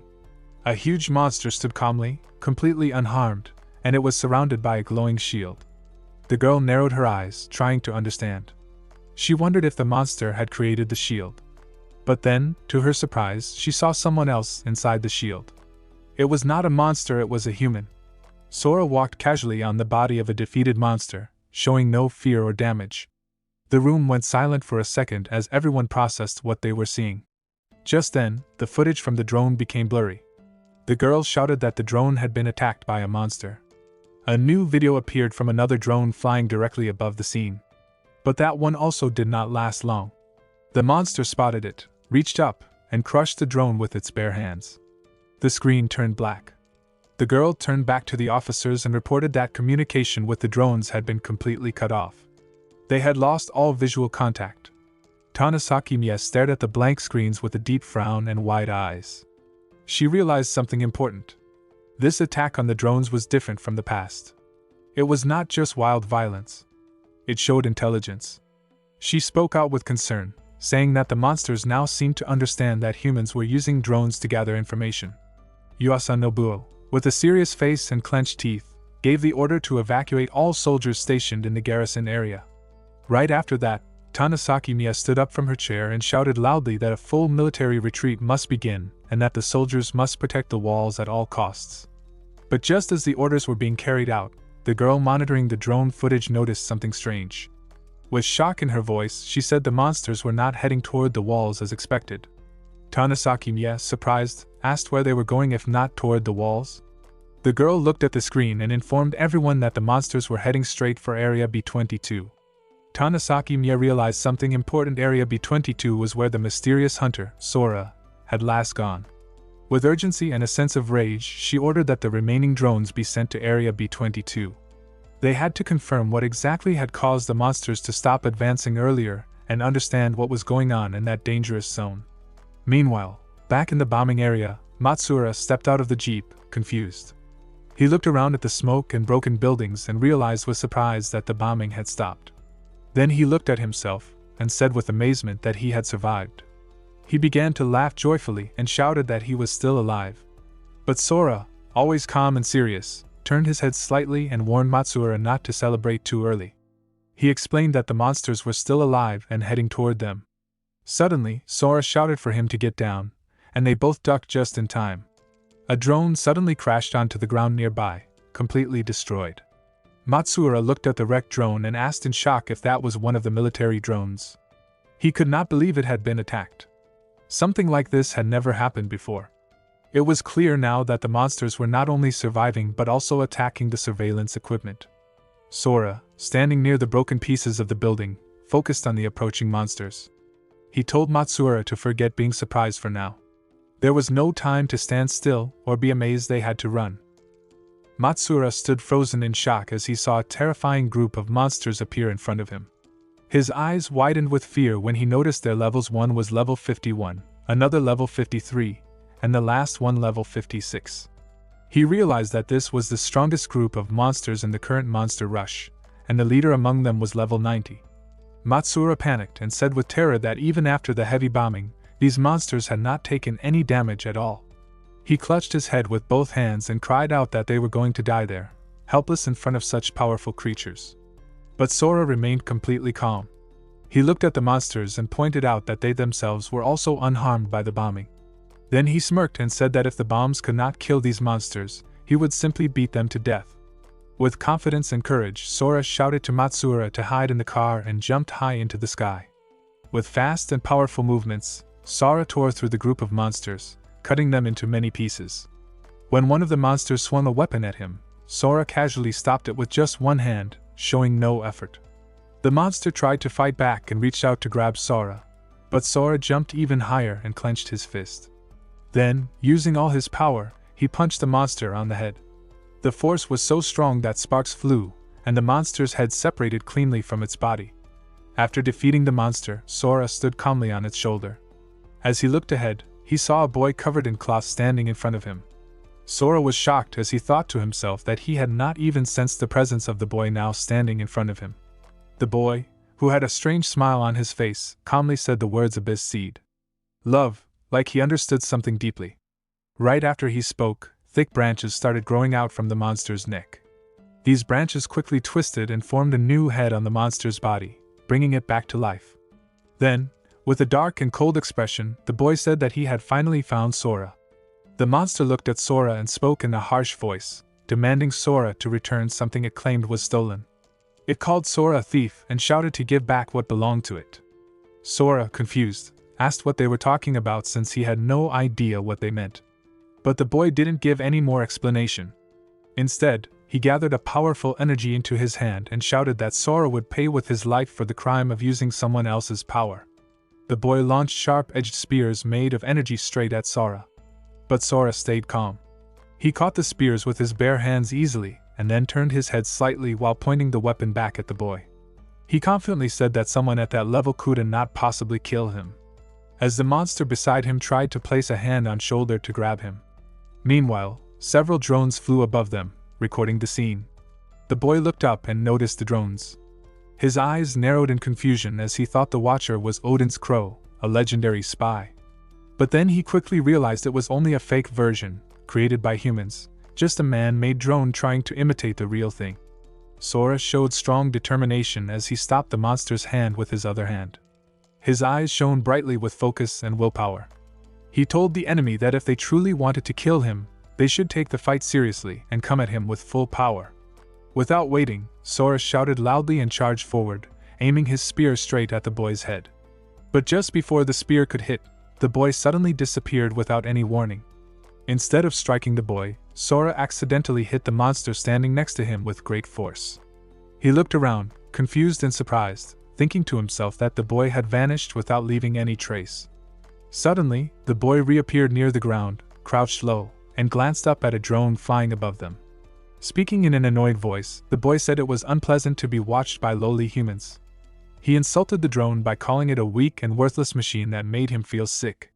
Then, without hesitation, the boy attacked the drone and destroyed it completely. The drone started sparking and smoking as it fell from the sky, ending in a crash. The boy smiled confidently and ordered to get rid of all the guards around them, showing he was ready to fight anyone who came near. Not far away from the battle, a man was hiding behind a wall, carefully watching everything that was happening. He muttered in frustration, upset that the drone had been destroyed. Holding a remote control in his hand, he reminded himself that their mission was still not finished. He noticed that because of Sora's actions, the monsters had changed their path and moved in a different direction. As he looked at the screen showing Sora fighting alone, the man thought deeply. He realized this mysterious hunter had bravely jumped into the fight by himself to stop the monsters. Quickly, he decided he must report Sora's actions to their commander. The man who had been hiding behind the wall now felt completely helpless and sat down on the ground, unable to move. Suddenly, many monsters started pouring into the building through its door. As the monsters got closer to him, the man froze in fear, feeling trapped, and whispered quietly to himself that the monsters had found him, and there was no way to escape. Outside the building, Sora heard the man's terrified scream. He quickly turned his head toward the source of the sound and saw the building filled with monsters moving inside.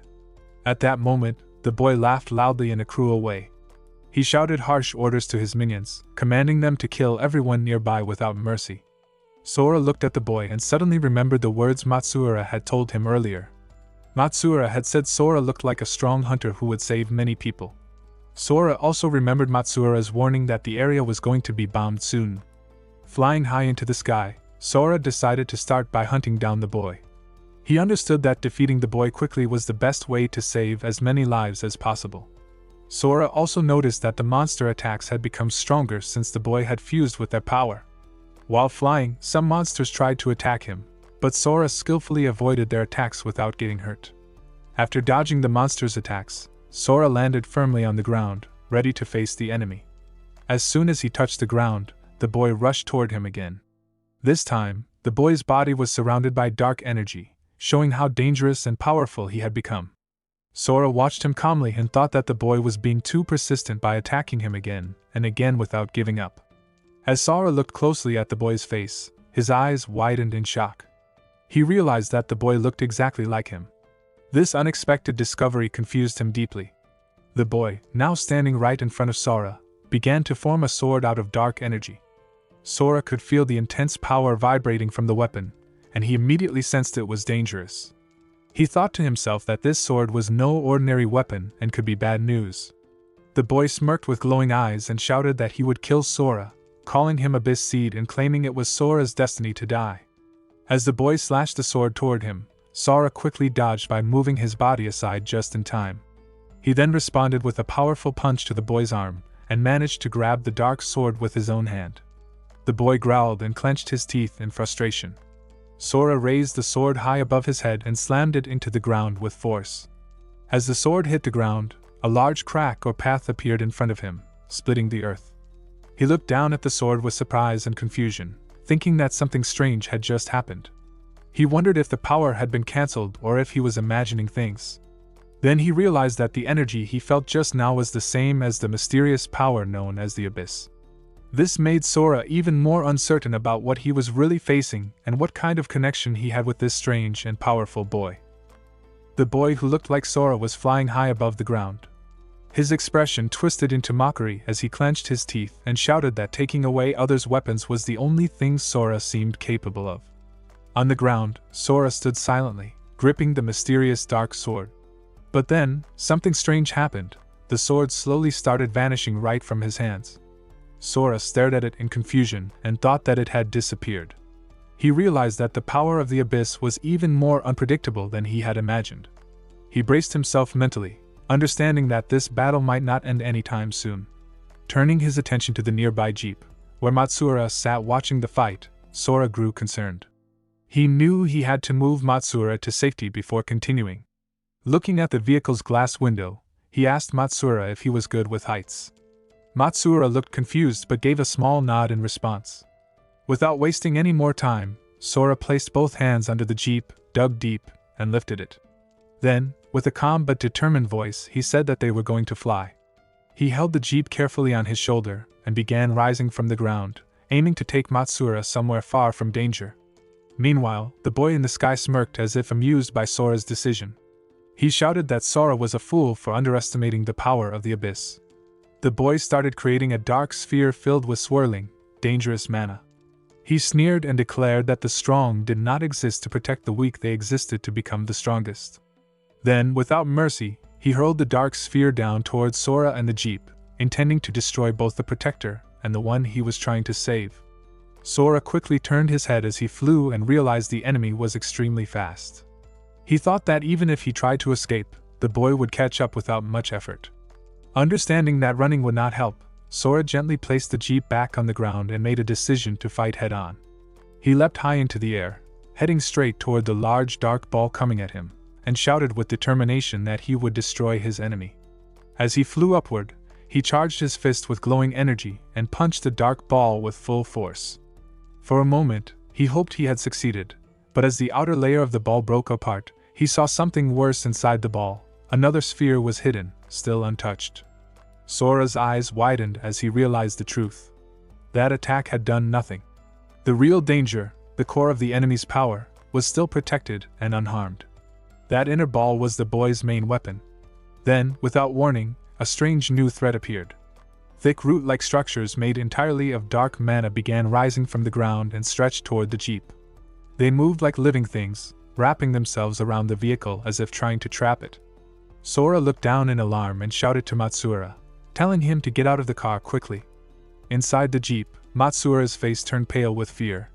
He was frozen in shock, sadness, and terror, staring at the growing, twisting roots. His lips trembled as he begged them not to come any closer. Suddenly, the boy's voice echoed coldly through the air, speaking directly to Matsuura. He told him not to be scared, calling him a poor little lamb. Then, in a twisted tone of false kindness, the boy said he would send him home. At that moment, the dark roots lifted the jeep high into the air, carrying Matsuura with it. Sora's eyes burned with fury as he watched. He clenched his fists and shouted in frustration. As the jeep floated in the air, the boy calmly walked on top of it and looked down at Sora with a mocking smile. He asked Sora if he was angry and told him not to be so hasty. His tone was cold, as if enjoying the pain he was causing. Then, the boy bent down and looked inside the jeep, where Matsuura's body was still trapped. Dark mana roots had pierced through Matsuura's body, leaving many holes. Yet somehow, Matsuura was still alive, barely holding on. The boy pointed at him and said with cruel sarcasm that Matsuura was not dead yet, and told Sora to look closely because he was even smiling. But the smile on Matsuura's face was not natural. His face was twisted, almost as if he had been turned into something monstrous.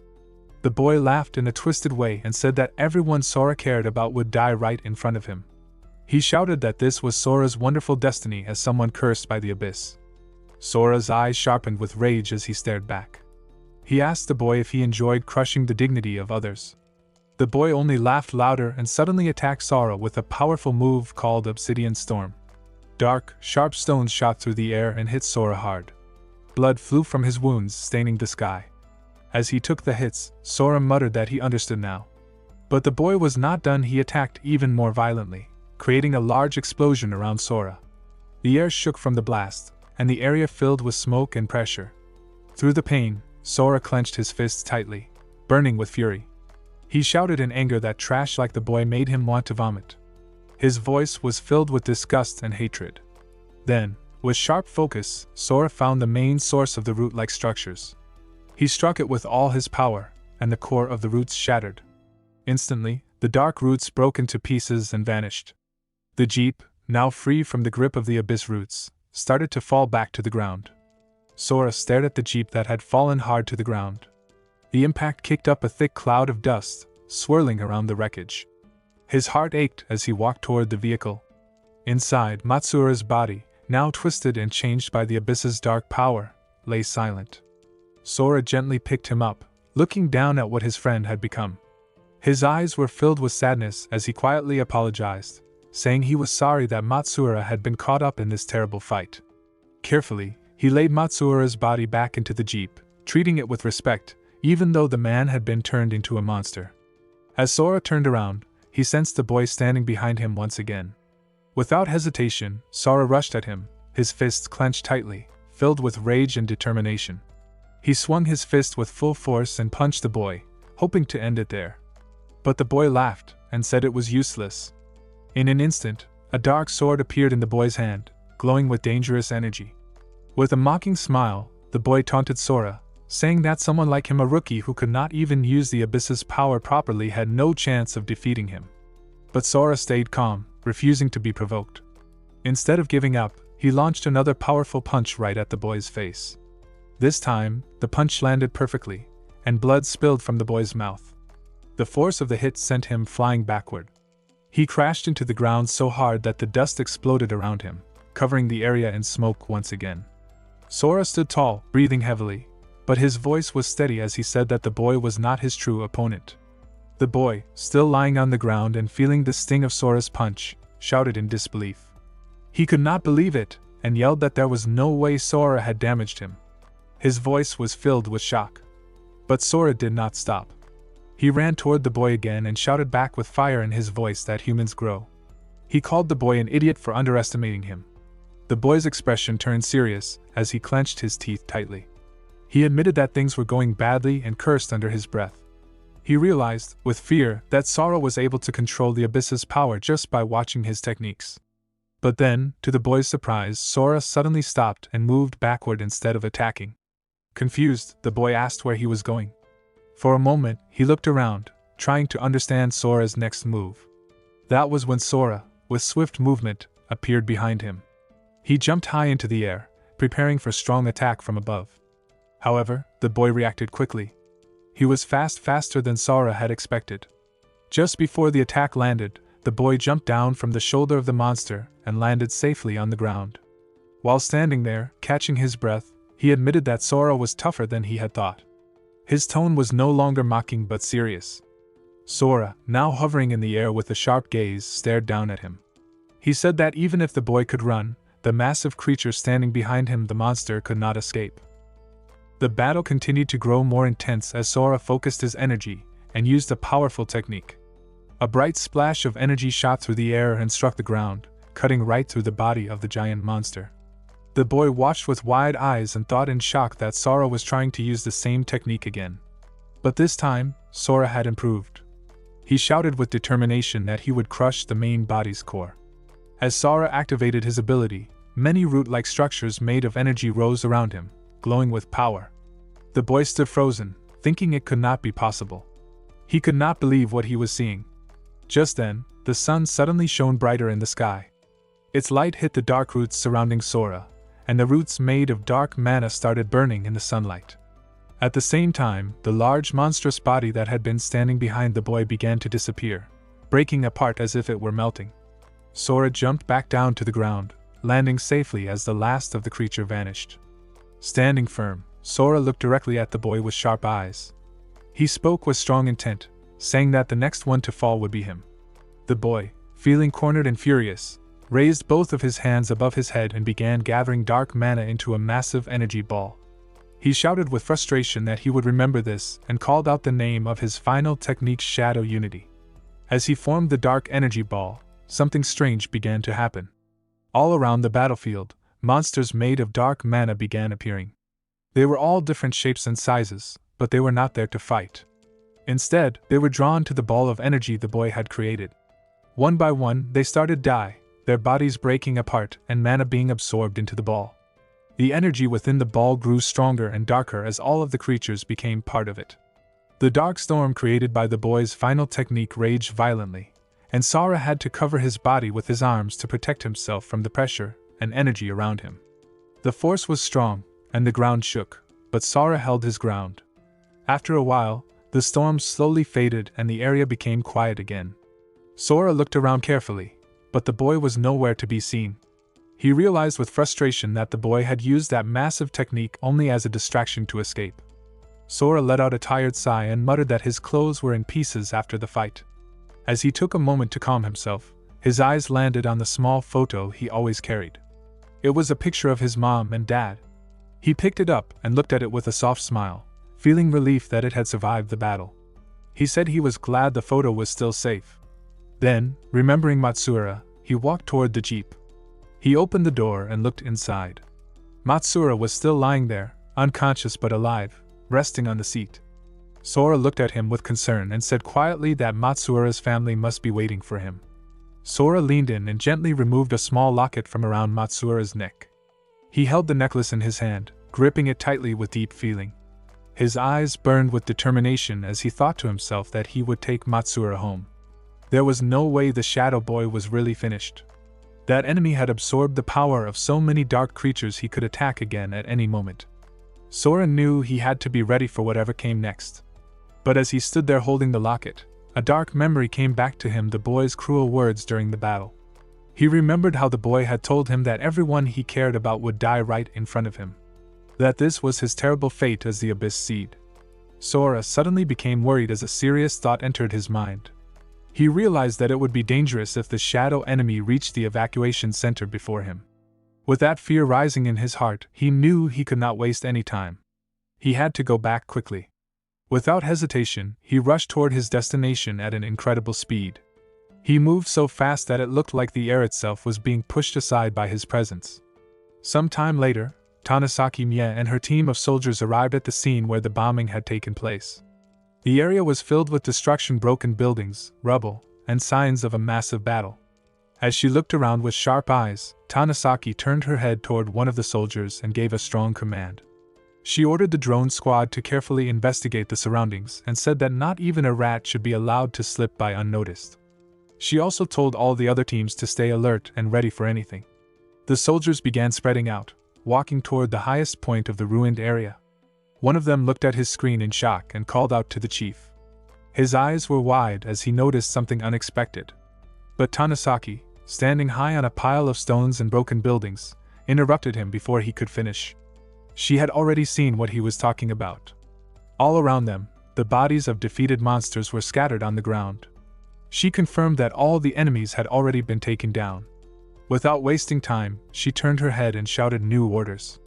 She told the team to search for any remaining drones, to collect any kind of information they could find, and to report anything important immediately. One of the soldiers nodded in response while looking at his screen and got to work. Meanwhile, Tanasaki clenched her teeth as she thought deeply. She noticed clear signs of a fierce fight in the area. She remembered how Lieutenant Kajura had said that a strong hunter had survived the bombing. Now, as she looked around at all the fallen monsters, she wondered in amazement, did that single hunter really wipe out all the enemies while moving through this place?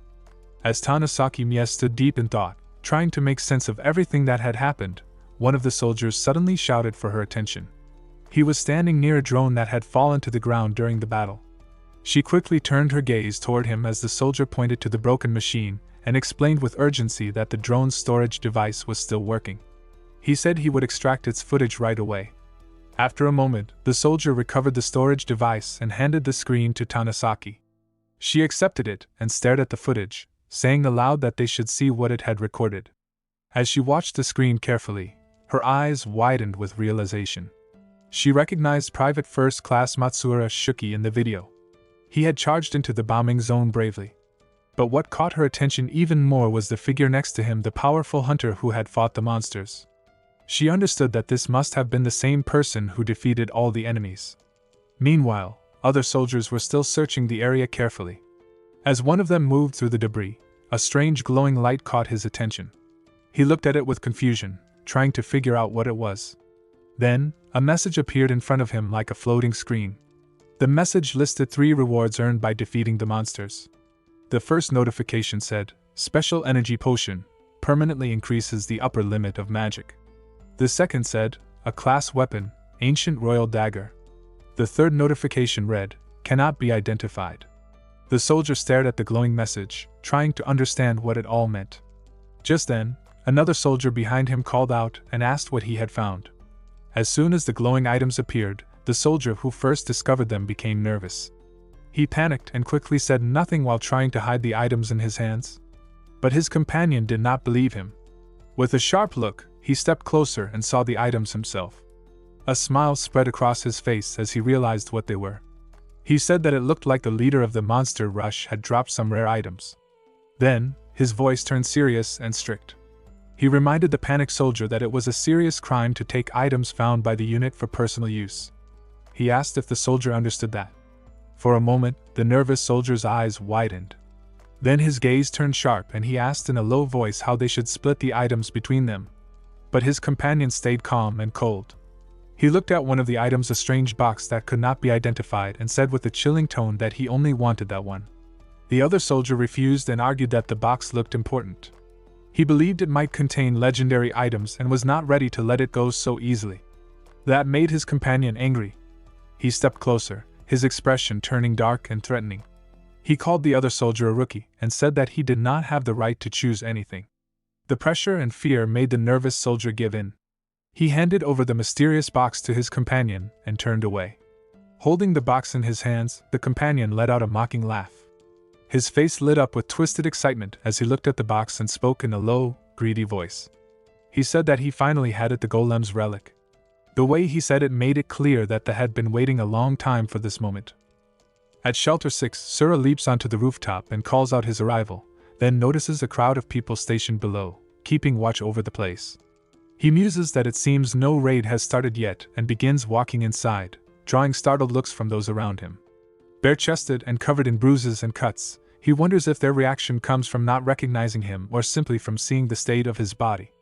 As his eyes scan the area, he notes the absence of the one he seeks and concludes that there are no strong figures here, which spells ruin for this shelter.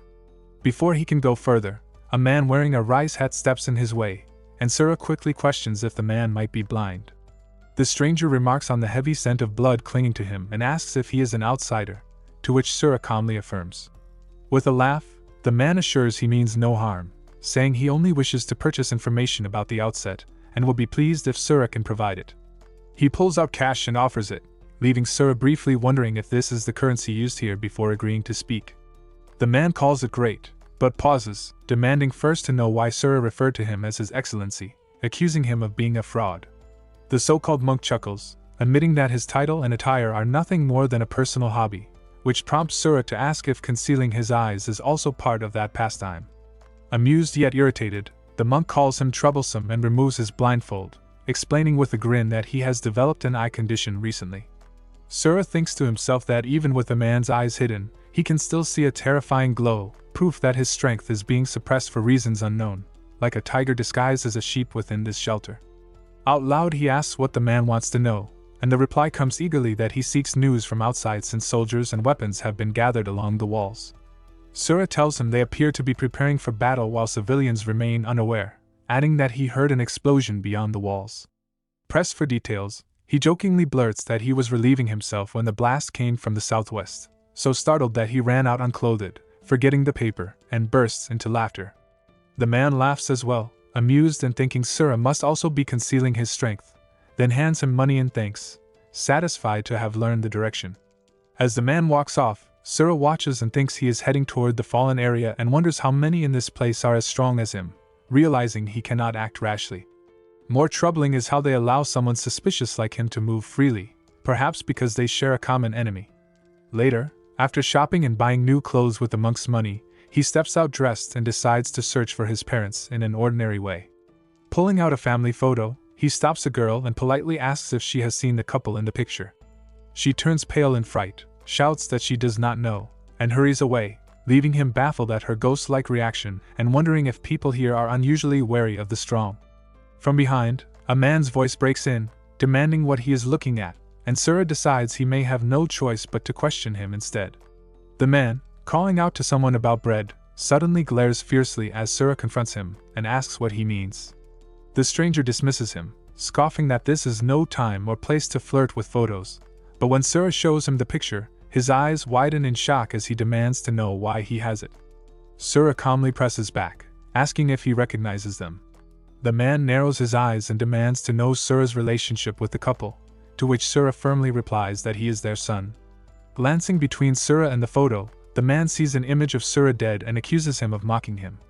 At that moment, a bus barrels down the street, brakes screeching before it crashes into Sura, glass shattering across the ground, yet he stands unshaken, the vehicle brought to a halt against him. With an edge in his voice, Sura warns that he does not want to hear those words again.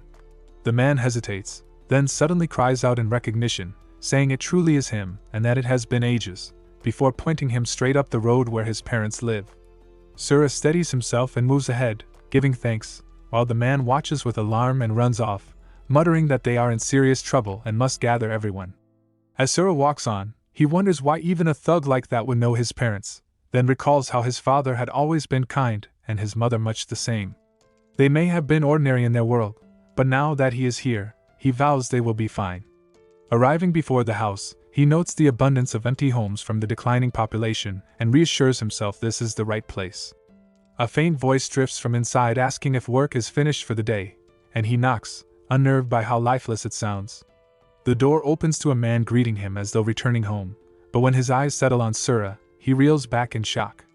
Growing furious, the man demands to know who stands before him, and Sura answers steadily by giving his name, leaving the man in a state of deep confusion. Inside the house, Sura and the man sit in silence until a woman, meant to be his mother, enters with tea, apologizing for the wait and setting the cups on the table. She asks if they have not spoken a single word since earlier, and the man admits it is hard to accept because the son before him feels like a completely different person. He adds that in such moments what Sura needs is something, but when Sura asks what, the man only says it is a secret and urges him to trust him. Inwardly he vows not to disgrace himself before his wife and warns through his eyes to the hidden subordinate above that if Sura utters anything suspicious, even in jest, he must be seized at once. Meanwhile, Sura notices one of his father's men lurking overhead and finds it reassuring despite the man's caution, thinking to himself that the subordinate is about to hear more than he should. Then he speaks aloud, reminding his father of how he used to attend the housewives' support group every week for cooking lessons, a revelation that strikes him dumb with shock. The hidden subordinate nearly loses composure, stunned by the mention of such a mundane secret. Sura continues, exposing how he secretly joined ballet classes each week without telling his children, an image that sends the subordinate's mind spiraling into absurd imaginings of his superior in such attire. Ashamed yet forced to laugh, the father admits it is true, but argues that even someone other than his son might have known. Sura presses further, asking if they should talk about matters inside the house, and with a smirk, the father challenges him to reveal something. Beads of sweat form as he demands Sura speak, and Sura calmly points to the katana, declaring that the Japanese sword is only a replica. From above, the guard mutter in disbelief at the claim, and the father bursts out angrily, demanding proof and refusing to accept it. Sura rises with the sword in hand and declares he can prove it, pointing out the bite mark left by his brother on the hilt. The hidden guards reels in shock, recognizing it as the same scar said to be from when their boss, bound in chains, bit the blade and slaughtered 38 men, and suspects Sura is spinning this tale only to lower their guard and strike down the head. Sura unsheathes the weapon, marveling at its edge and remarking how it extends and contracts, when suddenly his father shouts at him for being reckless, rushes forward, and embraces him tightly. Tears stream down as he cries that Sura has finally returned, confessing that in the desperate search to find him he had unknowingly risen to the position of boss, and now he weeps openly in shame. Sura calmly asks if the guards above can be dismissed, while the guards trembles at the sight of the once fearsome leader breaking down, thinking it is the first time he has seen him value family over blood. Panicked, he tries to retreat, but a hand shoots up through the hole, seizing his leg, and Sura drags him back, coldly saying their father wishes to talk. Later, with all four seated again, the father chastises the man for being the most loose-tongued of his guards, and Sura warns that if word leaks, it will be his responsibility. Shaken, the guard swears he will never tell, and under the sharp gazes of both father and son, he admits to himself that their bond is undeniable. The mother interjects, urging them not to bully him, but then sternly adds that he absolutely must keep quiet, and he bows his head in agreement. The father sighs in relief that no one mentioned his habit of snoring and farting in his sleep, only for his wife to scold him for not admitting it himself, while Sura smiles inwardly, feeling for the first time that he has truly returned from the abyss. Just as that warmth settles, the door bursts open and the same man from earlier storms in, shouting urgently about the white-haired brat, only to stop dead in shock at the sight of Sura sitting calmly inside, flanked now by a crowd of guards. As the four sit together, the door slams open and the man from earlier barges in with a squad of guards.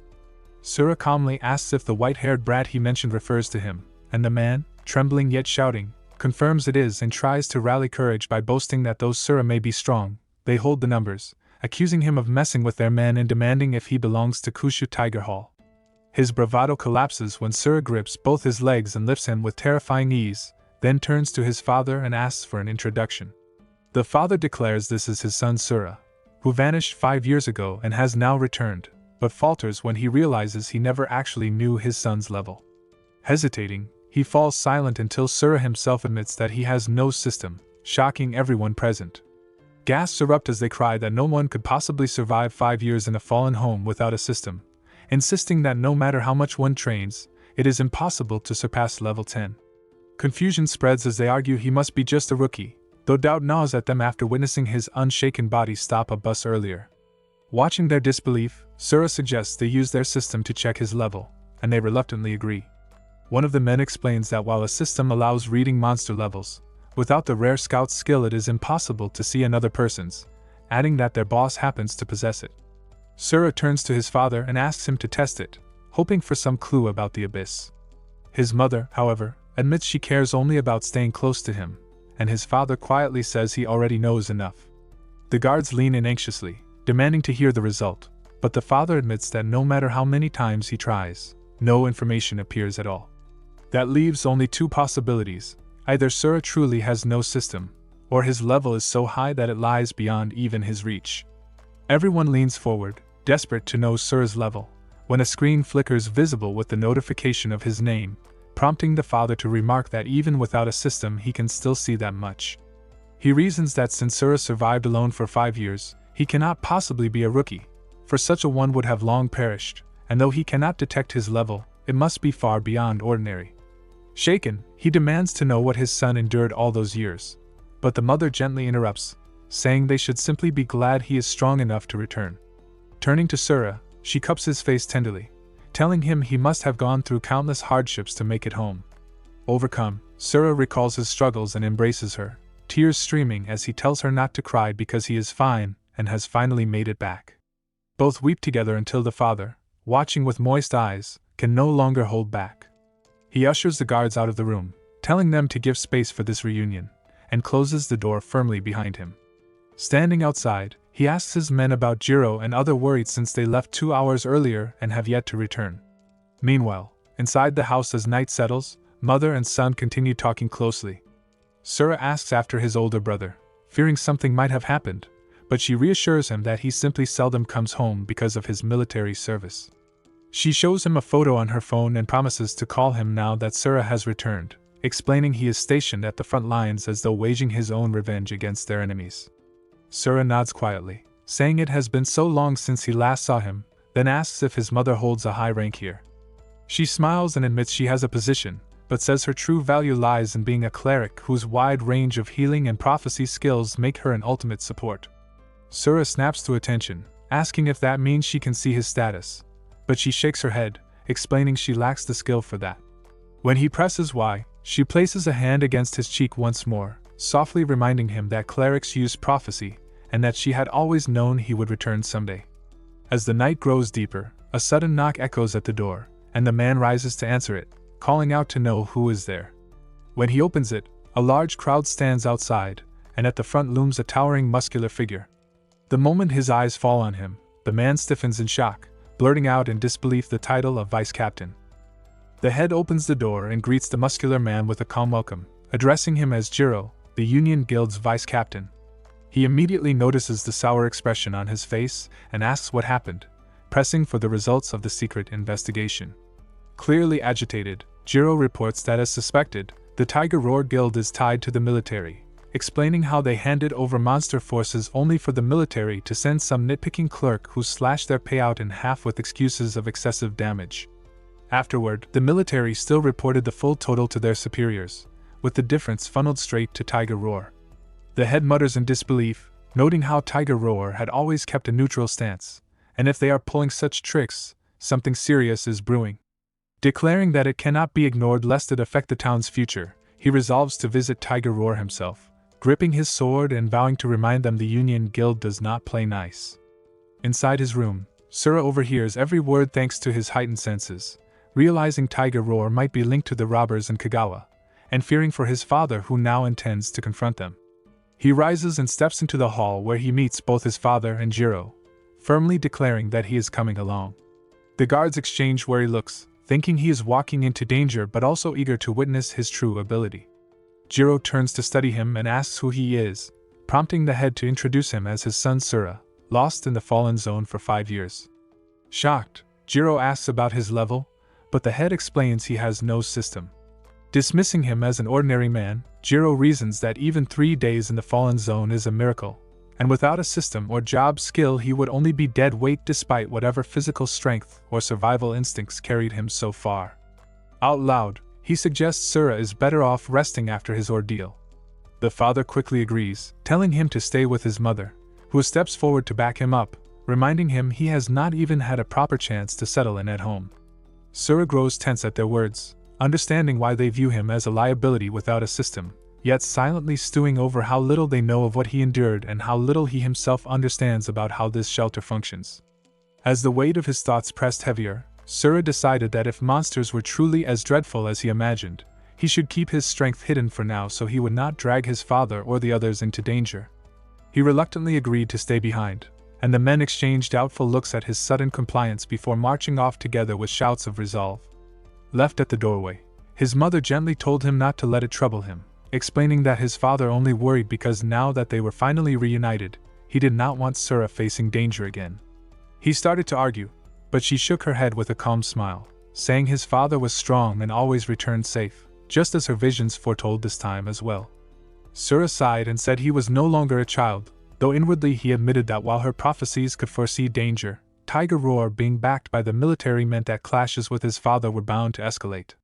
He asked about the situation in the shelter and the cause of the conflict, so she explained that after Judgment Day, the organization Awaken had formed hunter guilds to manage shelters alongside the military. Here in Shelter 6, his father had founded the Union Guild with the sole purpose of searching for him, and his motto of fighting to reunite families had deeply moved the people. That was how the guild had grown so strong, handling security, resource gathering, and monster disposal while leaving raids and tower exploration to the military.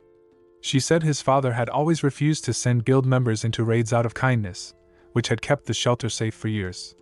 But a few months ago, Tiger Roar, a powerful guild from Shelter 4, had established a branch here, and ever since, tensions never ceased. When Sura asked why the military did not intervene, she answered that enemies had grown too powerful for the army alone to manage.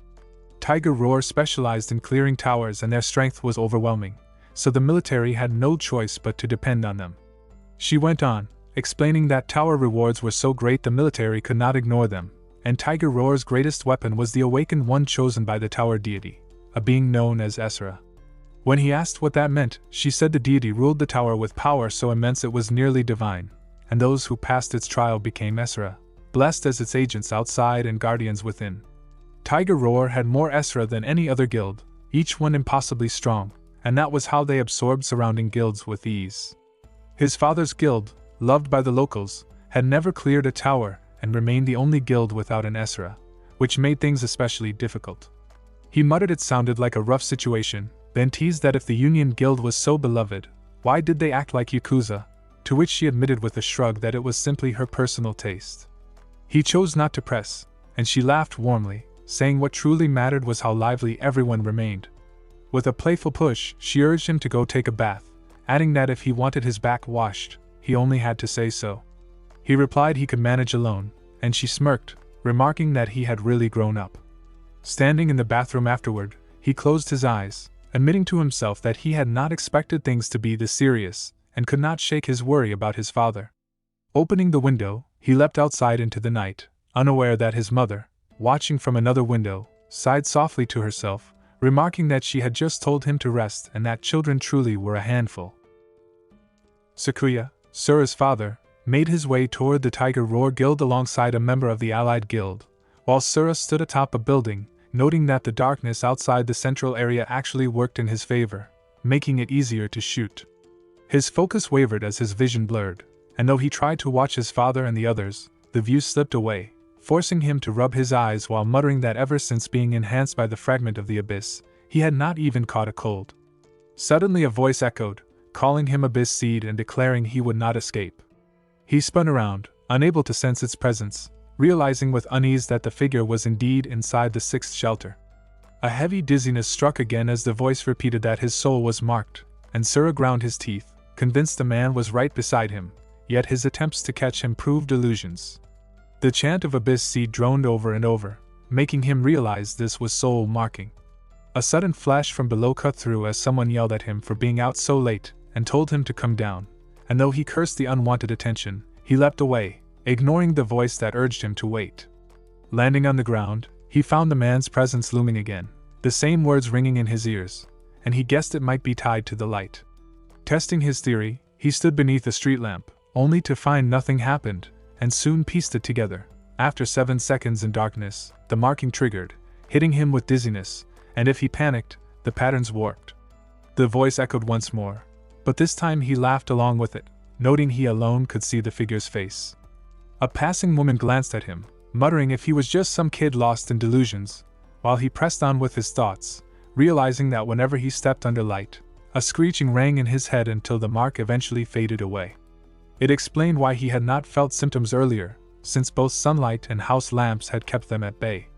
Still, he knew the man could track him and strike at any time, so lowering his guard was not an option.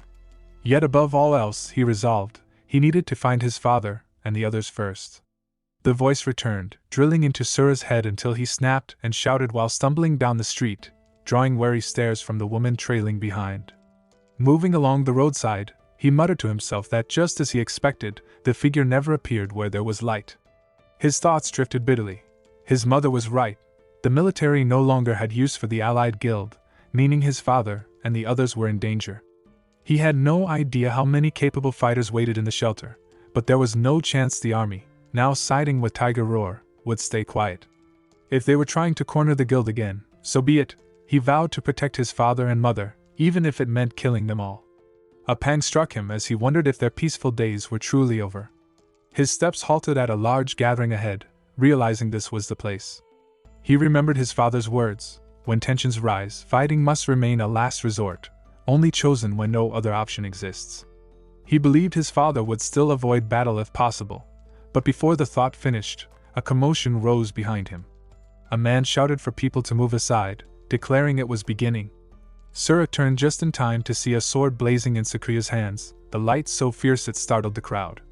Someone gasped, saying it had been ages since their boss unsheathed that blade, recalling how last time he carved a scar 20 meters long into his enemy. The blade pulsed with violent energy as Sakuya's eyes glowed crimson, and with a commanding cry of Teisuchida, he swung down. A massive slash tore through the air, triggering a roaring blast followed by a shockwave that rattled the square. Cheers erupted, but Sura stood frozen, his breath caught, unable to comprehend what he was witnessing. Sakuya's slash ripped into the building, leaving a crack stretching from its roof all the way to the base, and the crowd stood in awe at the sight. Sura turned to a man nearby, asking if the boss had always been like this, and the man replied that Sakuya was known for being quick to fight. Confused, Sura pressed, saying he remembered something about violence being the last resort, and the man explained that in the early days he did speak that way, back when they still believed the military would handle matters. But in time it became clear that to the army, hunters were no different from ordinary citizens. So long as they did not die of sickness, they were left to fend off small battles on their own. To fix problems quickly, fists were more reliable. If victory could be gained through strength, then no need to waste words. But if defeat was certain, words were useless anyway. Best to settle it in a single blow, then talk. Sura thought back on the monk he had met, realizing the man had not seemed to seek conflict, and doubt gnawed at him. Was his understanding wrong? If one carried the kind of power his father wielded, could one rampage freely and still be forgiven? Or was it something else? His memory flashed with the monk's face, and high above, that same monk, Shuzenji Yukio, a level 75 fighter or beyond, stood on the rooftop, both eyes glowing as his aura awakened. Staring down at the carnage, at a massive beast lying in defeat, Yukio noted how a level 90 boss had fallen as though torn apart, without a trace of burns or weapon scars. It chilled him to realize such terrifying strength still existed. At the front, Sakuya and his team stood firm, but from another building a man emerged with his own group, shouting furiously if Sakuya still believed things were as they were when the refuge was first built. Sakuya smirked, saying that indeed things had changed, since irritating pests like him had appeared, and he should have killed him back then. The man taunted him to do it now, mocking that perhaps fear had finally caught him. Sakuya bristled, eyes narrowing as he snapped that he would not ignore such words, raising his sword as electric current crackled down its length.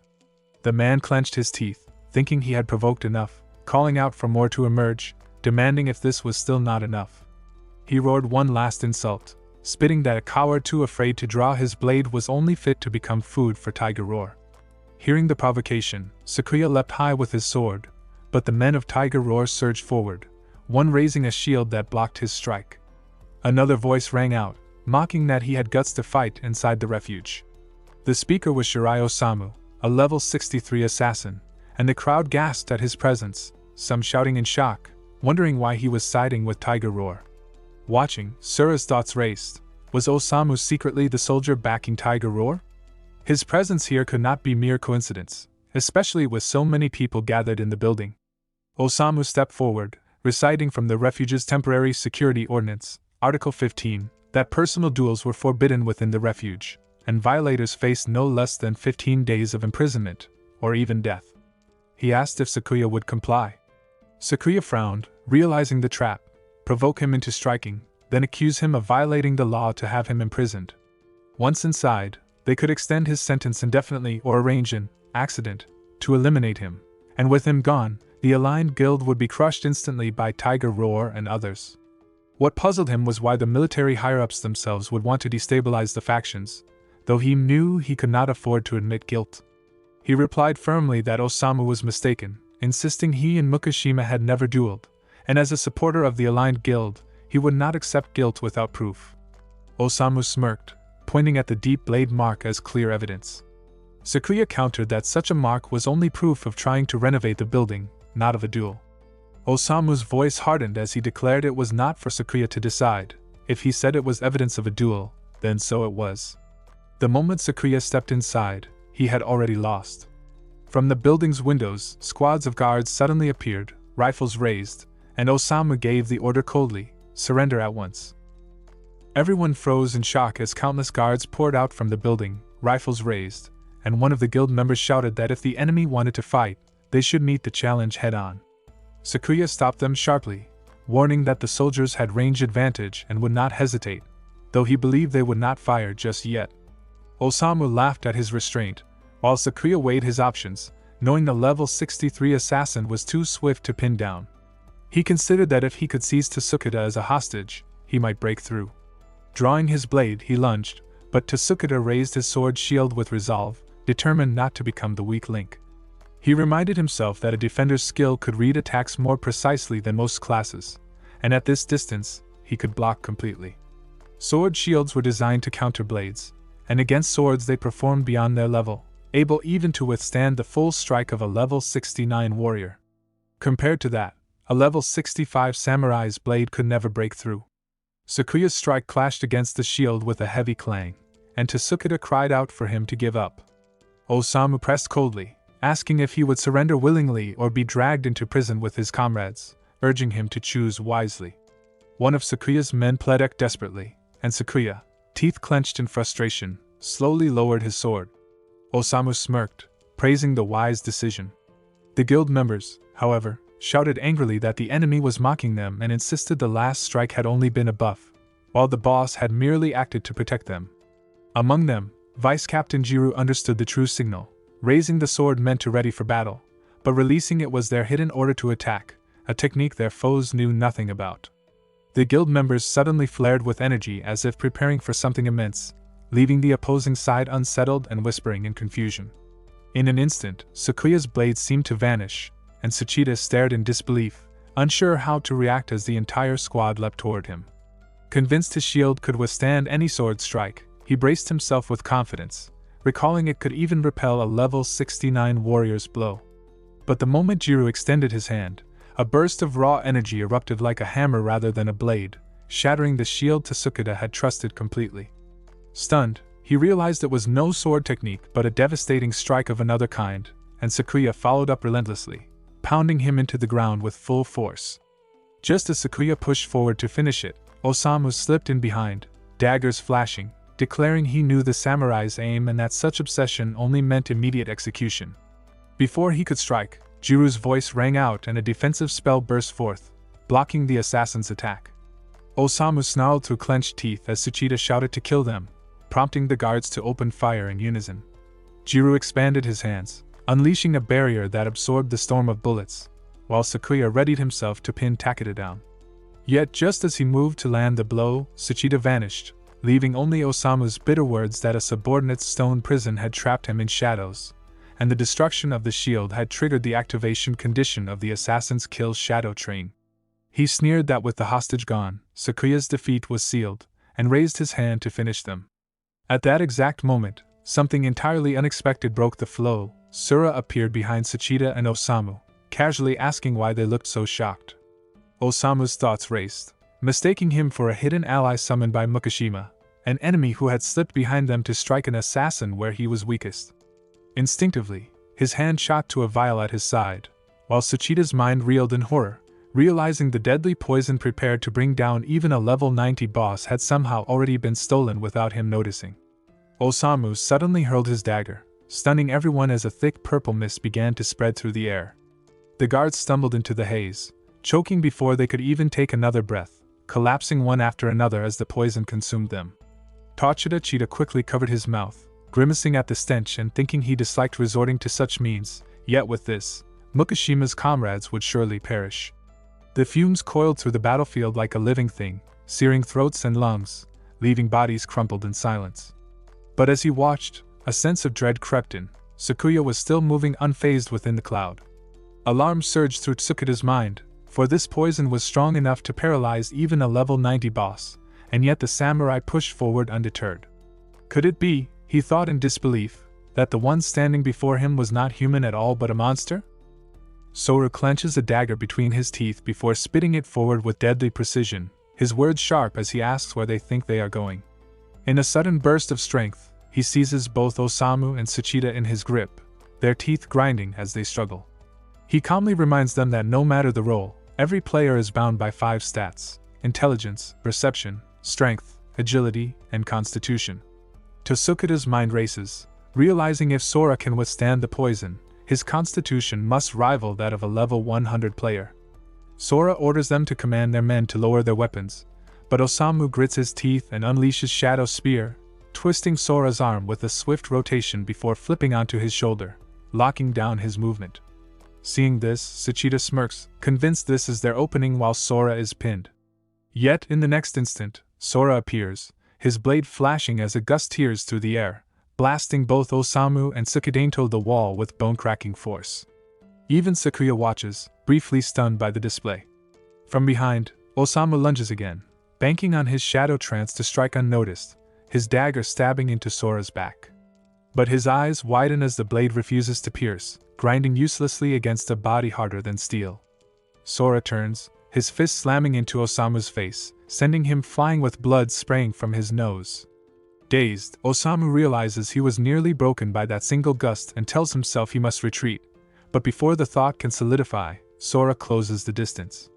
His hand clamps Osamu's head and smashes it into the ground with brutal speed, leaving the assassin helpless and pinned.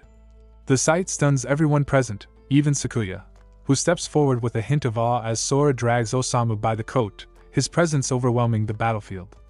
At the Makujima residency, the hall falls quiet as the mother softly asks if it is finally over, and the father steps in from behind, assuring her that it is. Jiro presses if they confessed anything, but Sakuya, seated with a weary look, replies that their lips stayed sealed, though at least now they know where Tiger Roar stands and must remain cautious for the next few days, setting that plan aside for now. Turning to Sura, he asks what he endured these past 5 years, and Sura recounts how after witnessing their conflict, he realized his own mistakes, recalling how he had fallen into a strange realm half a decade ago, trapped in a tower where he spent years battling endless monsters, until finally a summoner cast him back into this world. Sakuya frowns, noting there are 60 towers in existence yet none match his story, but Sura insists it must have been an uncharted one. Zero suggests that if there are towers near Shelter 6, they should prioritize clearing them, but Sakuya brushes it aside, saying what matters most is that Sura is alive. Zero laughs, claiming alive is an understatement, since he has returned countless times stronger than any of them, and the mother gently adds that nothing else matters as long as he is home. Sakuya vows their family will never be torn apart again, but just then the lights flicker out and Sura staggers, dizziness washing over him. Sakuya wonders if it is only a blackout, while Jiro recalls the forecast of heavy rain and storms, yet Sakuya points out no thunder has been heard.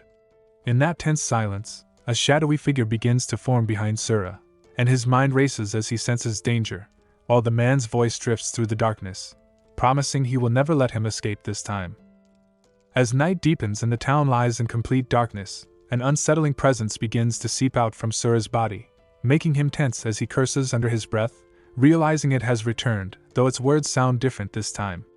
He wonders if the power has flared up again, leaving even his parents unable to protect anyone, and questions whether the entity vanished or merely left his body in displeasure. A chilling voice echoes, claiming it has not been seen for a long while, and Sura, unnerved, tries convincing himself it is only a hallucination he will deal with later.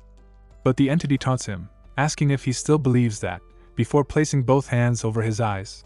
When it withdraws, his irises turn pitch black, as though swallowed by a curse. Panic ripples through the hall as his parents and Jiro tense, the mother quickly assuming it is a curse and moving to purify him, only for a screen to flash before them stating he is not afflicted by one. Realizing the being has taken a physical form, Sura feels dread settle in, knowing this is no illusion and fearing for the lives of his family and everyone around him, just as the scene shifts to what comes next. Sura rushes forward and seizes the entity with his hand, glaring as the dark figure asks mockingly if he is afraid. His father shouts into the void, admitting he cannot see any enemy, and the mother too says nothing is visible, while Sura growls at the unseen figure, demanding why it keeps chasing him. The entity chuckles, calling him mistaken, then introduces itself as Fadaru, a dark god of the noble Asa god tribe, and explains that within the abyss Sura absorbed the black crystal, a fragment of its own divine power. Because he selfishly escaped from there, he is now hunted by the agents of God, who are gathering as they speak, and warns that if he wishes to live, he must return to the tower with it. Hearing this, Sura wonders if the agents it mentions are the Azra his mother once spoke of. His father grips his sword tightly, ready to strike though unsure of the situation, but his mother urges patience. Sura scoffs, asking if it truly claims to have beaten Ashinmai, which provokes anger from the entity as he squeezes its neck tighter, questioning whether even several Azra together could accomplish much. Fadaro snarls not to grow arrogant, reminding him that after Ragnarok the divine power of the Asa tribe faded and that his current strength is nothing compared to other Azra, insisting it could strip him of power at will.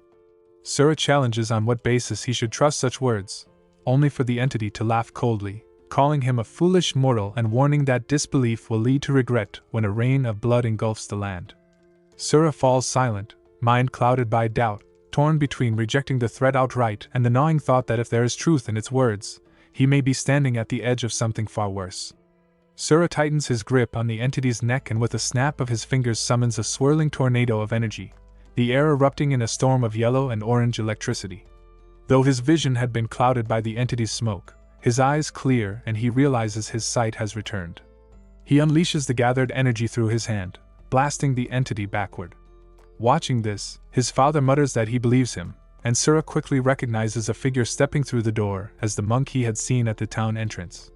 Calling him out, he is surprised when his father says the man is more than an acquaintance, for he is the one with whom he once began a guild. The entity writhes and curses at the monk to release it, yet it becomes clear the monk is somehow restraining its power. Sura asks if he can actually see the being, and the monk calmly instructs him to remove the blindfold, saying they must talk as this is an emergency. When his father demands to know what is happening, the monk replies he will explain only after speaking with his son. Moments later, inside the room, The entity remains bound while Sura and the monk sit opposite one another. Sura presses him about the emergency, and the monk explains he is not an Asura, but his insight allows him to perceive divine power. It is for this reason he was able to use a forbidden divine art to seal both the king and the power within Sura.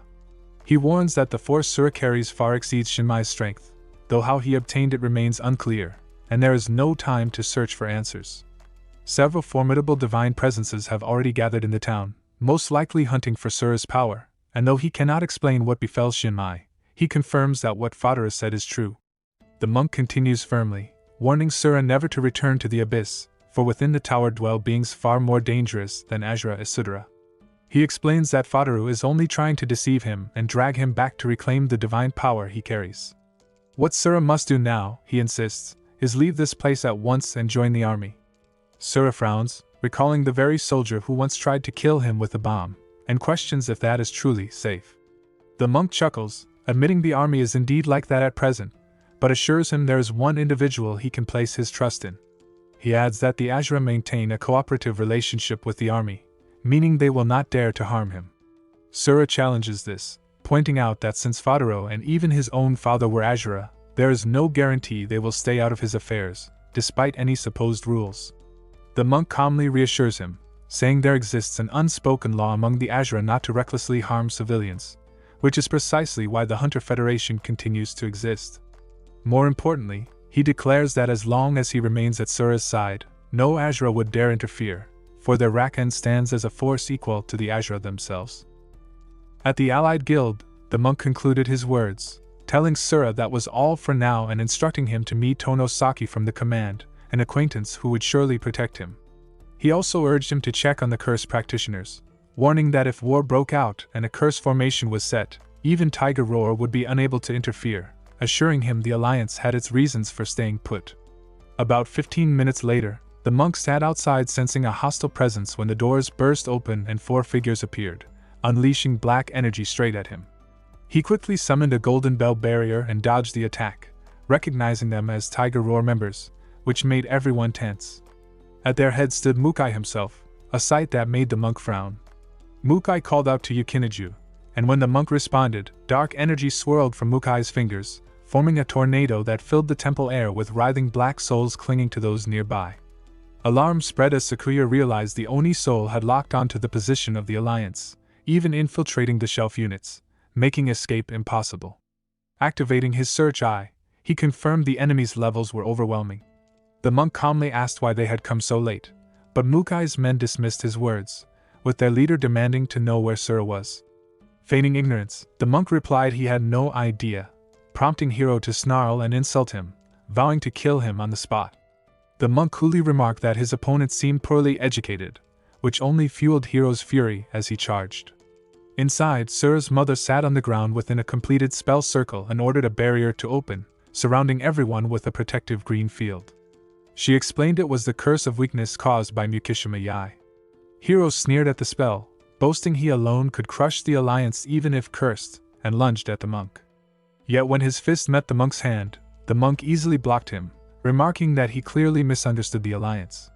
Hiro then shouted in shock, realizing his level had dropped by 30 and that he was cursed. The monk calmly told him that level reduction was not such a big matter before effortlessly flinging him back into the wall with a single push. Those watching were left impressed by his strength, while Sakuya explained that anyone entering the cursed area had their levels halved, though even a caster at level 34 could still stand and fight. The chief laughed, declaring that things were finally getting interesting, and from behind, a girl stepped forward with a quiet yes as she raised her hand, releasing transparent streams of electricity that surged like waves, giving the impression of leveling up everyone caught in its flow. The man then proclaimed that as long as they remained within his grasp, Mukishima's sorrow would inevitably return, and his laughter rang out as the overwhelming power began pressing down even on Sakuya and the monk. A sudden screen then appeared before them, announcing their entry into Athena's arena, and in an instant, they were all transported inside. The monk frowned, admitting this was bad, while the man only grinned wider, saying it had been too long since he faced an equal opponent and that his heart was pounding with excitement, finding it far from boring to wait for Mukishima to walk into such a trap. His eyes glowed red as he turned, calling himself the noisiness, though though his words were abruptly cut short when another figure asked what he had just done to them. The boss then raised a crimson shining spear, his grin sharp as he declared he might as well eliminate them too. The ground trembles as buildings crumble, and from above a lone figure descends, Sora. Her arrival stuns those present, and a woman observing from the side murmurs that this must be Tanasaki. Raising his hand, Sora declares that he has come on behalf of the Union to seek military protection, and at his words, the girl orders the guards to lower their weapons before asking if he is truly Mukashima Sora, saying there is something she wishes to know. Meanwhile, elsewhere, a thunderous voice echoes as a man slams his weapon into the earth, flames erupting in response. A woman raises her voice in prayer, calling upon God to bear witness to her fight, then cries out for a miracle to guide this duel, and above them, a massive angel manifests in the sky.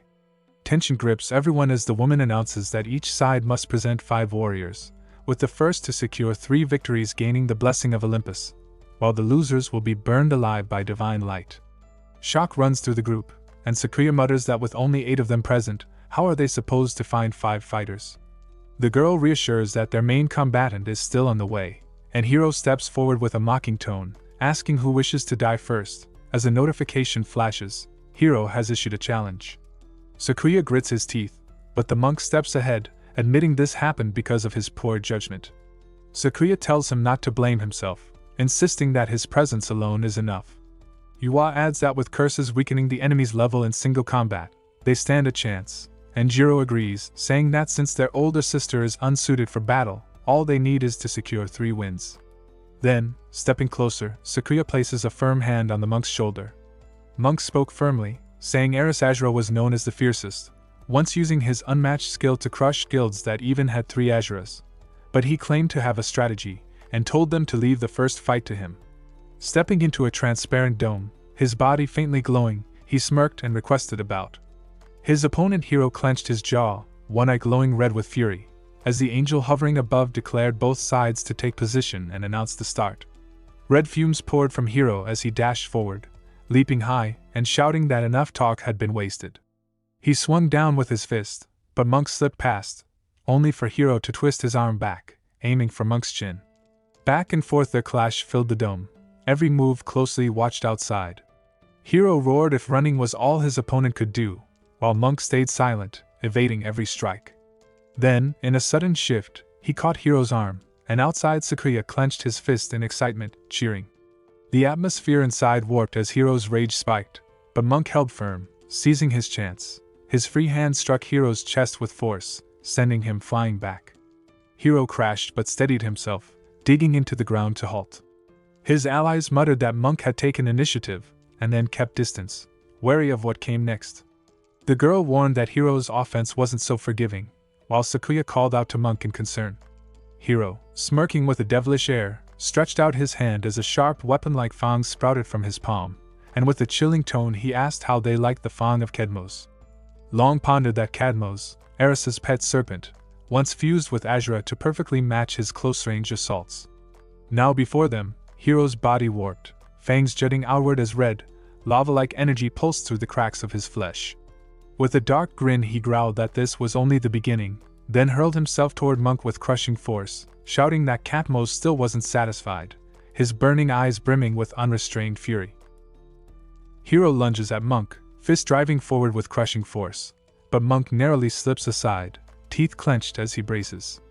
The strike shifts midair, twisting into a dragon's maw that sinks into Monk's arm, its fangs digging deep. Gritting hard, he resists, realizing Hiro's speed has surged. Then a sudden gleam flickers in his eyes, yellow energy bursts from his hand, surging into the beast and shattering its form, forcing Hiro back. Catching his breath, Monk mutters inwardly that it isn't Hiro who has grown faster, it's him who has slowed. A message flickers across the screen, dragon poison inflicted, venom coursing through him, and dizziness begins to cloud his focus. Hiro laughs, twisting his wrist, mocking how resilient his foe is. Another message appears, venomous dragon restores stamina by consuming blood, and the beast coils back into Hiro's body, fueling his strength. Cracking his shoulder with a smirk, Hiro taunts if that was the extent of his resistance. Outside the dome, Sukeo worries aloud that prolonging the clash will only widen the gap, asking if Shujinji can hold on. He activates his search eye, straining to glimpse the flow of the battle. Hero rushes in, his kick aimed sharp, but Monk blocks with both arms, the impact reverberating through him. With venom spreading further, Hero laughs darkly, shouting for him to feel the dragon's poison tearing through every vein and daring him to endure. His fists rain down in relentless succession, each strike hammering forward, while Monk weaves between the blows, his breathing growing heavier with every dodge. Monk clasps his hands together, voice steady as he begins chanting, but Hero snarls that no sutra will save him now. From the sidelines, a girl blinks in disbelief, sensing divine power gathering around him, while another remarks that it is neither Azura nor anything familiar, questioning its source. Hero leaps high, ready to strike, yet a radiant force swirls protectively around Monk as his chants deepen. Outside the dome, Tsukeo brightens, realizing this could be a dangerous but decisive technique, a chance that might turn the battle. Golden light erupts from Monk's hands, his eyes glowing the same hue as he invokes the Diamond Realm, honoring all Buddhas. A colossal Buddha form materializes, leaving Hero momentarily unsettled before scoffing that no god will stop him. Rising into the air, Monk confronts him head-on, armored in divine radiance. Hero sneers at the audacity, recalling a past fool who thought condensed divine power could resist Katamose, only to become its nourishment. With cruel confidence, he vows to devour Monk the same way. But his arrogance shatters when Monk's fist smashes into his face, blood spraying as Hero is hurled back into the ground. Shocked, he reels at how the poison was suppressed by divine energy, Monk's speed restored. Without pause, Monk drives a crushing kick into his abdomen, sending another jolt of pain tearing through him. Hero spits blood, realizing it is not only speed but power and reflexes that have been enhanced, yet to Katamo this makes Monk the perfect feast. He unleashes Katamo's dragon toward him, declaring he will become nourishment, and tension flickers across Monk's face as the beast clamps onto his arm. Hero bursts into laughter, convinced of victory, but suddenly a force strikes his abdomen, leaving him dazed. Golden fumes spill from his mouth, his eyes flaring red as he panics over losing control of divine power. Monk smirks, warning him not to celebrate too soon, then smashes his fist into the dragon's maw, stating that Arhat's power is too heavy to digest. With another crushing blow to Hero's mouth, Hero screams in denial, insisting Katamo cannot fail to consume divine power. Monk dismisses him as naive and channels a final attack that hurls Hero far into the distance. Watching from outside, the girl recalls his decision to turn to Arhat, puzzled by the choice since becoming Arhat means never becoming Azura and instead wielding Karma Force. She explains that Karma Force is overwhelming and nearly impossible to manage without constant virtue, for without it, the Force devours its host instantly. Yet Monk bears that immense burden, his body struggling even to move. There Monk steps closer to Hero, remarking that Hero's endless misdeeds have left him devoid of virtue, making it impossible for him to master her Karma Force. Overjoyed, Hero embraces the girl, exclaiming that he had promised Monk would prevail. One of the opposing women mutters in disbelief that such a loathsome job exists, while another warns grimly that it is far too early to rejoice, cautioning them not to think victory can be secured by cheap tricks and never to underestimate Azura. But Hero refuses to fall, forcing himself upright as the dragon roars behind him, and he taunts that Monk lacks the divine power to keep his form alive. The fumes rising from his blood turn poisonous, forcing Monk to cover his mouth as he realizes the dragon's blood itself carries venom. The arena fills with the suffocating haze while Hero grips a lightning spear, a tornado of sorrowful blood spiraling around him. His eyes flare crimson as he vows to keep fighting until his body rots away. Watching, the girl notes that even an Azura needs sacrifice to wield a divine weapon, their strength borrowed from the gods and shaped to fit their style. One of the men points out the unbridgeable gulf between normal players and Azura, and the girl reflects that though Shijinji has fallen, Hero is offering the poisoned dragon bestowed by Urusu, an act so reckless it could anger the gods themselves. Yet she hopes that merciful Urusu might forgive them if victory is claimed, though defeat would bring punishment beyond imagination. Still, she insists, no normal fighter could triumph over an Azura armed with a divine weapon. In the arena, Hero brandishes the lightning fang and hurls himself at Monk. Panic sparks in Monk at the thought of another brutal close-range clash, but his eyes widen when the spear vanishes, seemingly absorbed into Hero's body. With a devastating punch, Hero smashes into Monk and sends him flying across the arena. Hero slashes a cut across Monk's face and snarls explode, triggering a violent blast right behind him. Monk curses under his breath, realizing the danger, but his enchanted robe absorbs the brunt of it. Yet the system screen flashes, showing the corrosive effect of Arusa's blood has halved the robe's defenses. Monk clenches his jaw, thinking his equipment is being destroyed piece by piece, just as Hiro charges again with a fist aimed straight at him. This time Monk slips aside, only to see 3 poisoned blood arrows shoot from Hiro's body. His eyes narrow, realizing the opponent can strike with more than just fists. Hiro growls for him to dodge if he can, then unleashes a storm of punches without pause. Monk panics, unable to read the rhythm of his moves, every strike eating away at his equipment. Bound by karma, his outfit strains under the corrosive assault, leaving him convinced that at this rate he's already dead. Gritting his teeth, Monk keeps dodging and shoves himself back to gain distance, chanting, "May the 3 realms be purified, may factions clash, may our deepest sins be erased," thrusting his palm outward. Hiro sneers that retreat will not save him and spreads blood-poisoned strings from his hand across the ground, but Monk utters silent lower realm curse.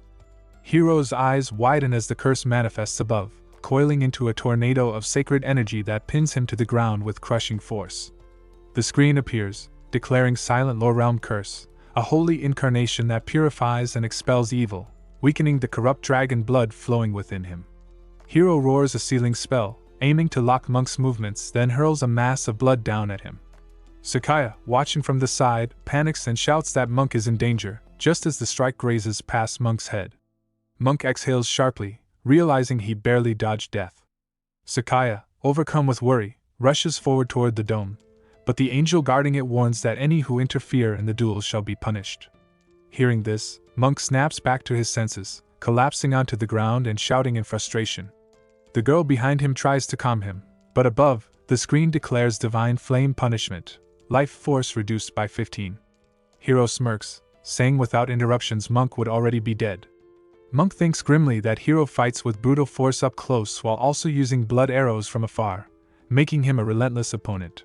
He judges he can only last 3 more minutes and accepts he has no choice. Closing his eyes and pressing his palms together, he steadies himself. Hiro scoffs, calling it a waste and declaring victory as he stretches out his hand, but Monk remains still, thinking through every method recorded. His thoughts linger on the ranks of an Arhat, bravely eyes, wise eyes, Dharma eyes, and Buddha eyes. He knows he holds the wise eyes, but to prevail he must reach beyond, to awaken the Dharma eyes. With resolve burning, he opens his eyes, and before all, the Dharma eyes awaken. The manga radiates with a strange Dharma sign as Monk steadies himself, realizing the effect grants him heightened speed but only for a short while, so he must find an opening quickly. He notes the spear lacks the divine energy of the earlier blood arrow, yet as he thinks, Hiro charges forward and hurls another arrow. This time it halts before Monk, who shapes it into a shield against the side strikes, holding firmly as Hiro presses harder. Frustration rises in Hiro, wondering how Monk peers through his technique, but Monk calmly remarks that this blood spear is not much of a threat, and with a flick, it shatters into fragments. Hiro shouts in disbelief as gasps echo around. One voice cries out in shock at how he blocked the needle-thin attack, while the girl marvels that those eyes seem to perceive everything. Sakuya beams with joy, shouting that there's finally a countermeasure against Azura. Monk answers that with so much evil energy gathered, darkness and wicked thoughts will surface, but he will cleanse it all. He begins casting purification, and blood around him starts to purify. Hiro snarls that even if Monk can see through his strikes, divine blood cannot be countered so easily, since its thin threads can pierce through any defense. The woman observing notes the divine power in the blood is uneven, making it even more dangerous, and questions how Monk can endure. The blood swirls around, rising like countless thin needles closing in, and Hiro declares there is no escape. Yet through his Dharma eyes, Monk perceives every thread and unleashes an immense lightning strike that crashes down with overwhelming force, shaking Hiro to his core. Monk's voice echoes that all beings are blinded by ignorance, bound by attachments, sinking into evil paths, and drowning in endless suffering. The woman watching warns the others to beware, for with those eyes he sees the flow of divine power, making all attacks meaningless. Hiro, stunned, glances at her and accuses her of planning to interfere. The angel-like figure wavers, uncertain, before pointing at another woman and issuing a stern warning. Hiro protests angrily, claiming their boss received punishment yet she only gets a warning, but Sakuya restrains him, insisting they should first witness Monk's victory. Inside the dome, Monk towers over Hero as a vast spell radiates above, pressing down with immense force until Hero struggles even to stand, gritting his teeth and muttering he needs no help. Monk's presence surges further as he activates the sutra, and behind him, an ethereal figure manifests, its aura shaking the dome. Hero stares in disbelief, shouting about the sutra, while Monk calmly explains that when this scripture is chanted, it appears to remove obstacles and bring peace, and though it is the very first sutra monks learn, it is far from weak. By embodying Fujo Moyo, his attack and defense more than double, but the sutra requires 30 seconds of unwavering focus, making its recital before an enemy the greatest humiliation.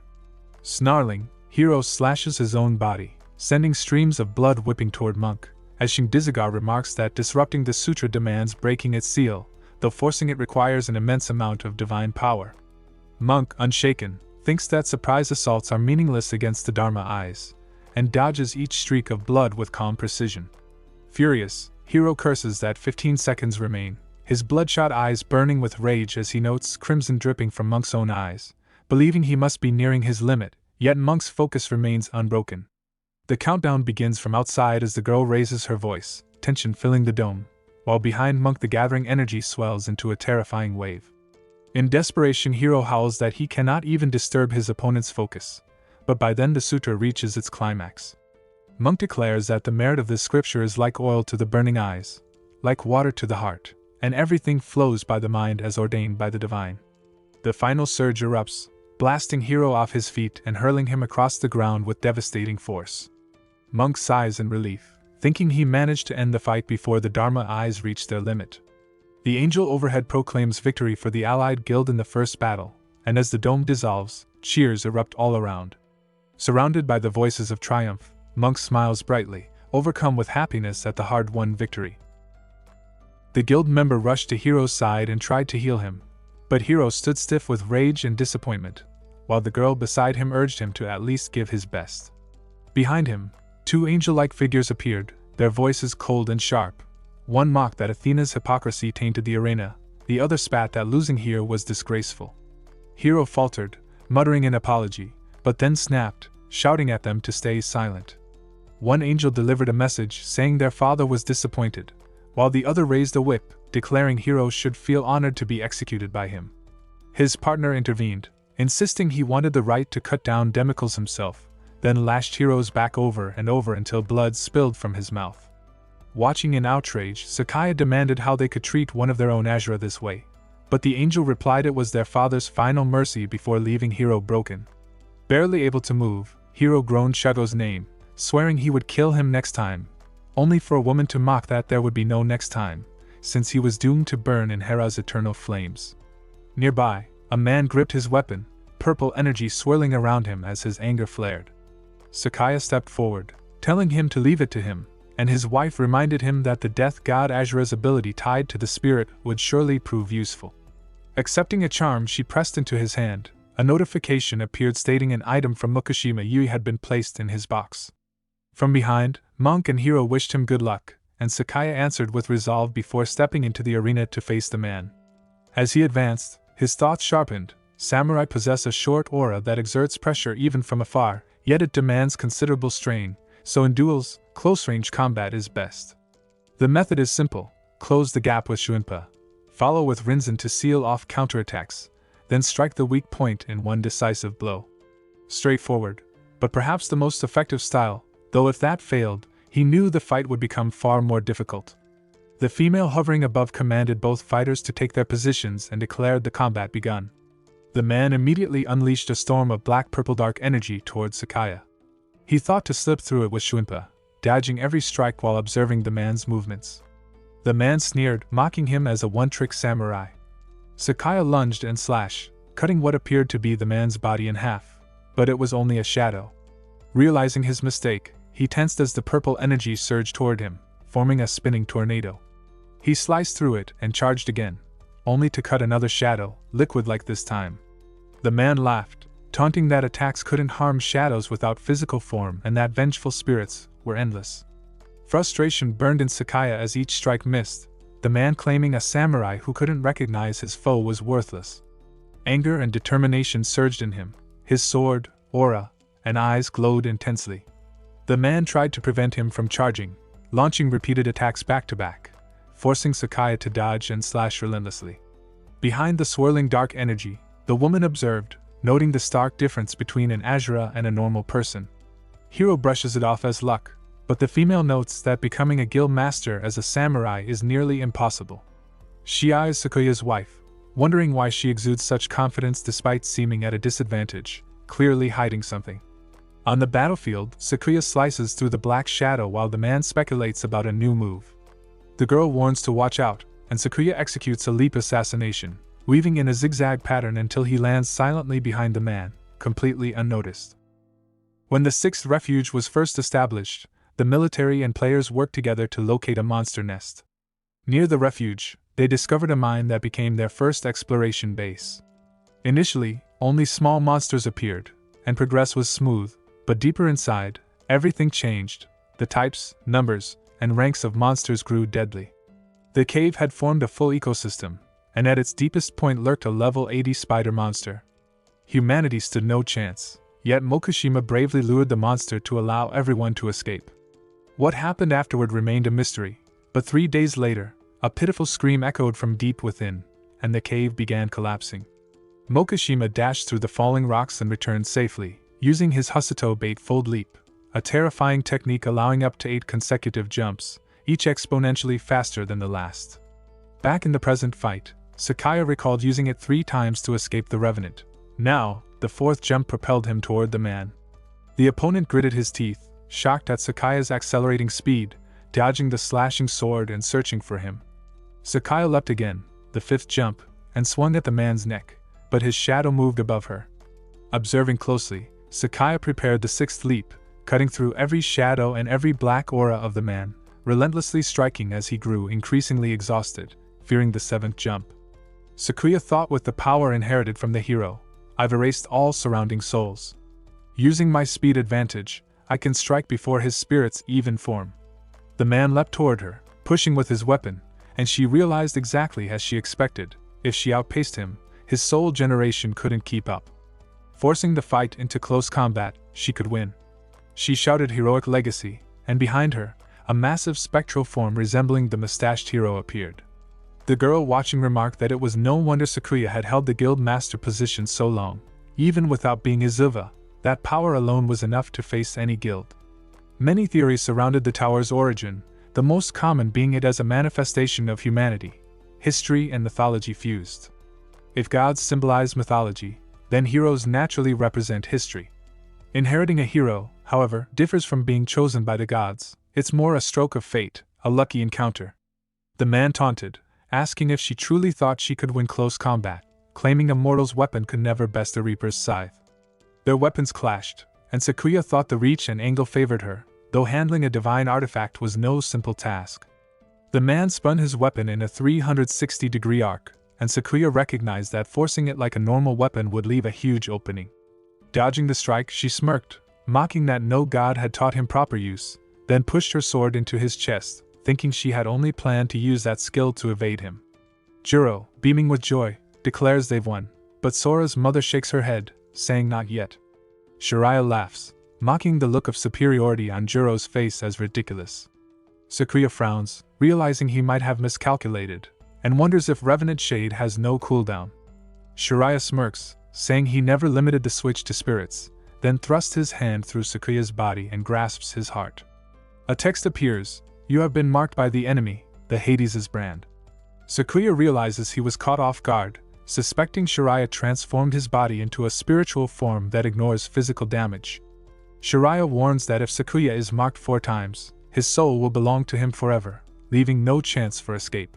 Sakuya notices the mark where Shiraya touched him, and a text appears, Hades' brand 1. He realizes that if the mark reaches level 4, the bearer becomes a specter of Hades.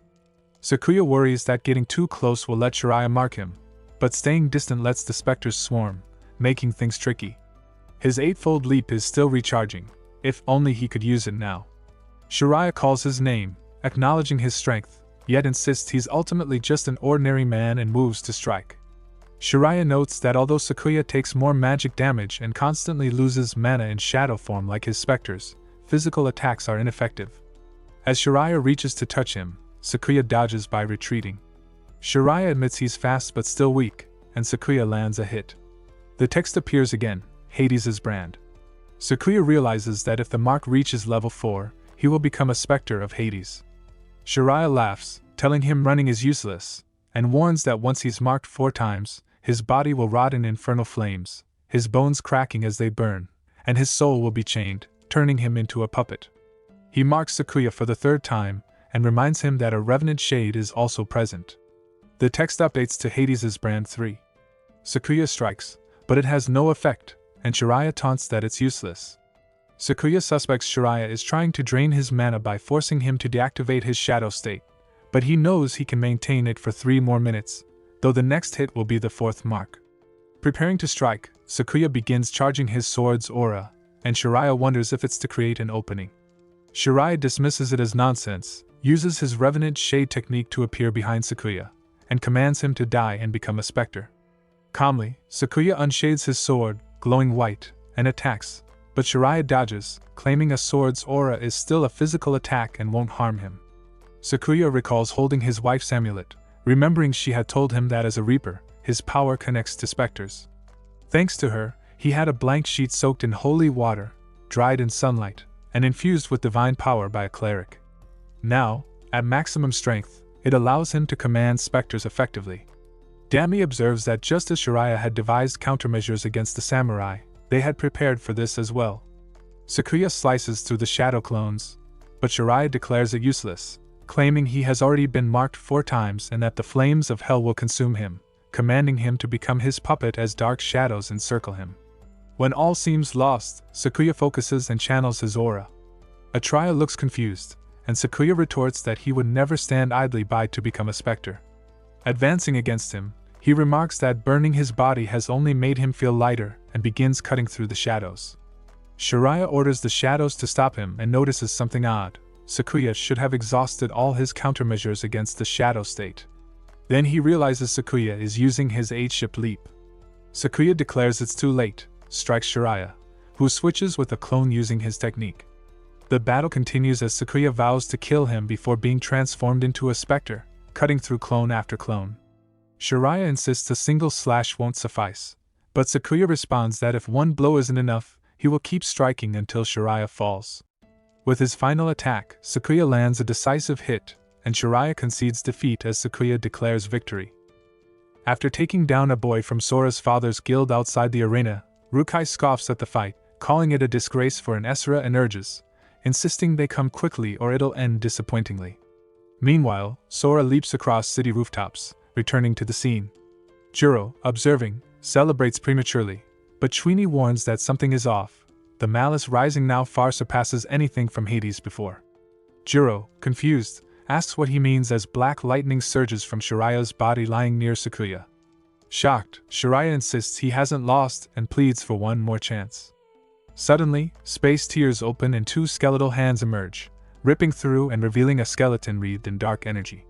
Sakuya freezes, stunned by the sight, questioning what it could be. The decapitated Shiraya begs for another chance, but the skeletal figure grabs his head and declares that mere skill won't win, strength matters above all, yet it's too late for both him and his enemies, crushing Shiraya's head like a watermelon. Sakuya remains tense, realizing this might be Hades' Esra's true form, while his allies recoil, uncertain of the monstrous being before them. Richt watches from outside, a sinister smile on his face, commenting that things are spiraling out of control. Hades' Esra reveals that when he first became an Esra, the first person he killed was his own brother, and since then he has lost count of those he's slain. Anyone who dies becomes his puppet. Shiraya's spirit takes shape among them, and Hades' Esra warns Sakuya the same fate awaits him, striking his forehead. A mark appears where he was hit, displaying Hades' brand 1. Surprised, Sakuya thinks the mark should have vanished after Shiraya's death, and notices his 8-ship leap is still on cooldown, wondering if this is the end. Evil spirits swarm him, forcing him to defend with his sword, the sensation unnervingly familiar. A flashback shows him struggling against the spider monster, powerless to stop it while it attacks his comrades. Despite the hopelessness, he resolves that he can't fall until everyone is safe, directing the others to flee while trying to draw the monster's attention. Realizing normal attacks won't work, he spots a weak point and hurls his sword into its head, finally attracting its focus. He taunts it to come at him, but the monster strikes him with a leg, sending him crashing to the ground. Facing it with all 6 eyes fixed on him, he thinks at least he's saved some people and laments not being stronger. Just as the monster is about to strike again, a voice calls out, urging him not to give up, and the hero arrives to aid him. Sakuya reflects on how narrowly he escaped death, recalling that it was then he encountered the legendary Kurasa Tengu, a master who had trained the warlords of old. In that moment, he realized that not only had monsters entered this world, but legendary heroes had also descended. Sakuya sits on the ground, catching his breath after escaping the spider monster, while the hero stands before him. He thanks him for saving his life and asks his name. The hero introduces himself as Karasotanu and explains that, by the will of a fallen warlord, he has been searching for someone worthy to inherit both his name and the sword, Spider Cutter. The hero recounts how the spider demon, once slain, had returned with a deep grudge, ambushing him and driving a claw into his back. He managed to strike its head with the sword but couldn't finish it, and both had fallen in the fight. Seeing Sakuya risk his life for a stranger, he realized he was the key to resolving the threat. Together, he believed they could kill the spider and reclaim the warlord's sword. Sakuya grasps his hand, agreeing gladly, and from then on, Karasotanu trains him relentlessly. Thanks to him, Sakuya masters the heroic soul's legend, though he lacks full talent to inherit the warlord's entire legacy, mastering only 3 of 6 abilities, enough to defeat the spider together. The fight against the spider had been merciless. Using one of his 3 mastered abilities, the 8-ship leap, Sakuya managed to bring it down, decapitating it with a final strike. Afterwards, Karasotanu entrusted him with the spider cutter, Hamaru, and made a promise: if anyone more worthy of the sword ever appeared, he would send them to Sakuya with the blade in hand. Sakuya swings the sword against the endless evil spirits, admitting he never imagined being worthy of such a weapon, but knowing he must borrow its power to survive and honor the promise to the man who saved him. Summoning the hero's sword, a white aura envelopes him, blocking the spirits. Juro watches in doubt, wondering if the sword alone can defeat that monster. Behind Sakuya, the hero's spirit stands firm. Dami scoffs that hero or not, he is still human, and no mortal weapon could slay a god. Hades eyes the sword, noting the aura, questioning if he truly fears it, then commands all his evil spirits to attack. Yet Sakuya, protected by the white aura, asserts that the warlord who wielded this blade to slay the spider passed on a power that suppresses evil. One spirit resembling a mage casts a spell, but Sakuya blocks the mage's spell with his sword, admitting he isn't sure how effective it will be against a god of the underworld, but resolves that if he channels all his malice into it, he can succeed. Another spirit fires an arrow into his leg, wounding him, while more close behind prepare to strike. Summoning the Conqueror's Haki, he roars to the spider cutter, and the sword slashes through, disintegrating several evil spirits.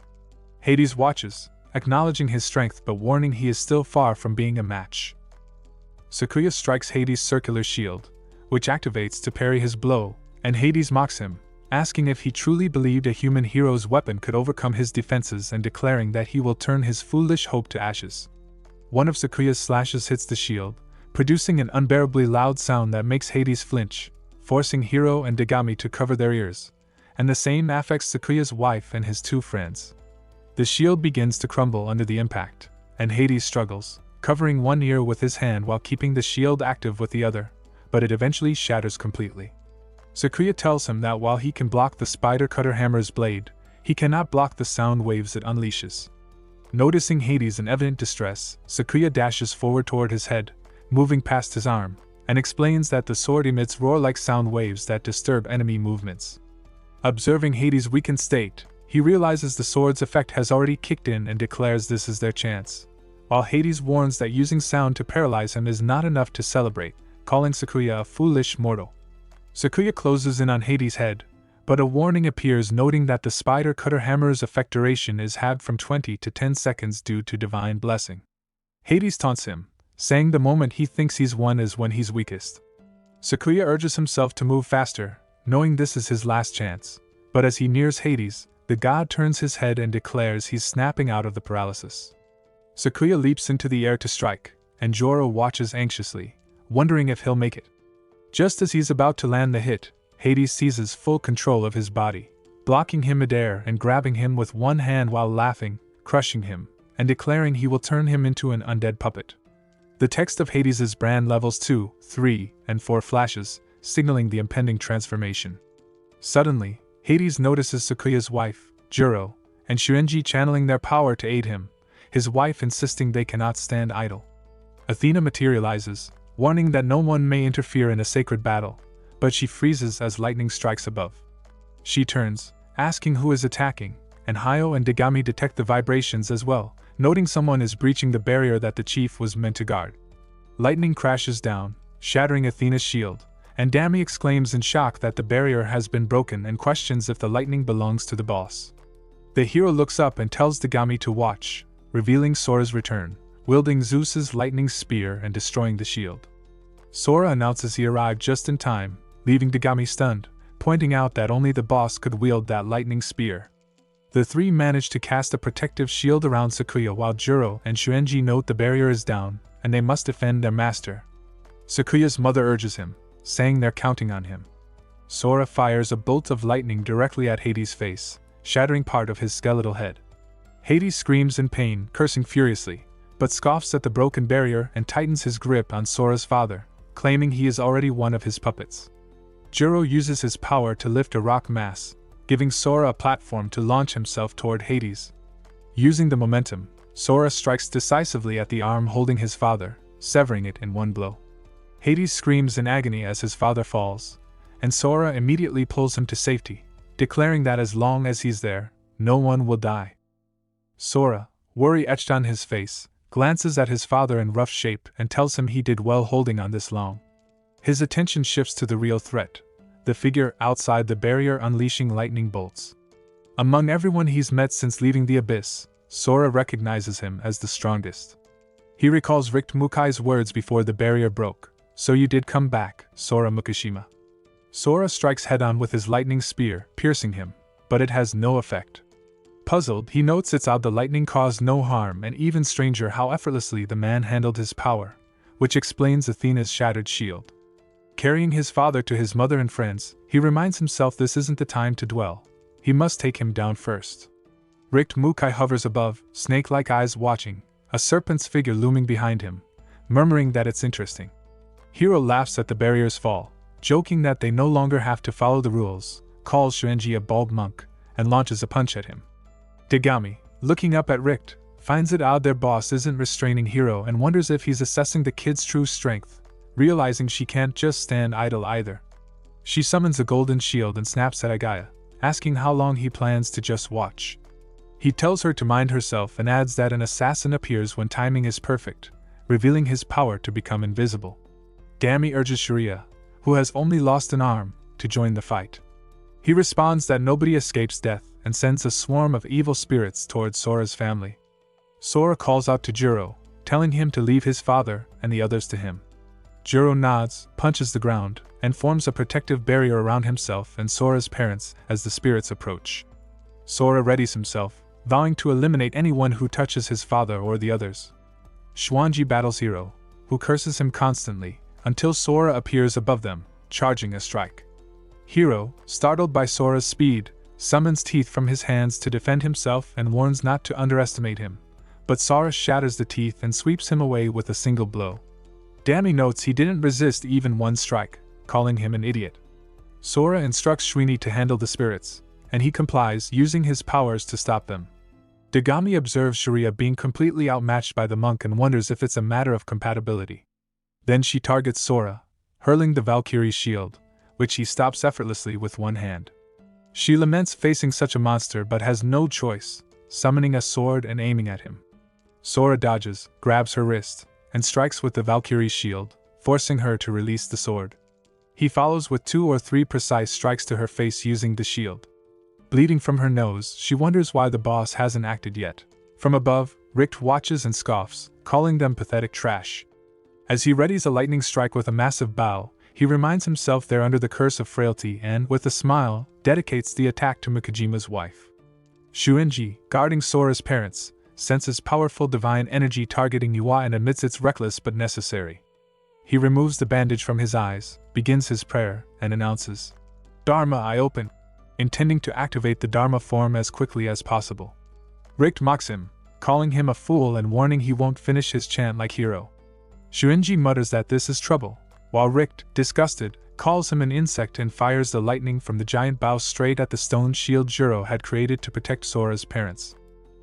The blast of electricity rips through the field, forcing Sora to shield his face as smoke swirls around. When it clears, he spots his mother's hand buried beneath the rubble and rushes forward, calling out to her, but a woman intercepts and strikes him. Rage surges as he shouts not to block his way, yet his blow fails to pierce her shield. She charges with renewed vigor, fists raised, but he catches her strike, startled by her overwhelming strength. As she presses forward, she taunts that his mother's fading curse means her death, igniting his fury as he hurls her away and storms toward the rubble. She smirks, convinced he has lost his will to fight, and launches a lightning arrow into his back, piercing his body as its energy spreads to consume him. Gritting his teeth, he staggers under the assault while she assumes victory, but her skin reveals a terrifying truth. He carries divine power surpassing even the gods, a black holy force that devours everything it touches and turns it into his strength. Though raw and untamed, she realizes why her boss ordered his death, summoning shield and spear with a cry to kill him as a massive cursed figure rises from the ground, surrounding him with enemies ready to strike. Yet Sora sees nothing but his mother's hand trembling beneath the stones, tears filling his eyes as her fingers twitch. Alarmed that she still lives, the woman binds him with soul chains, but his mother reaches for him and he grasps her hand, shattering the seals. Relief shatters into grief when he realizes she has already passed, his cry of denial echoing in despair. In madness, he clings to her, but then she touches his chin with fading warmth, whispering that he must stop, that he must not grieve for her but escape and walk his own path. Sora crushes the weapon in his grip, leaving the man stunned that a knife forged from divine power could shatter so easily.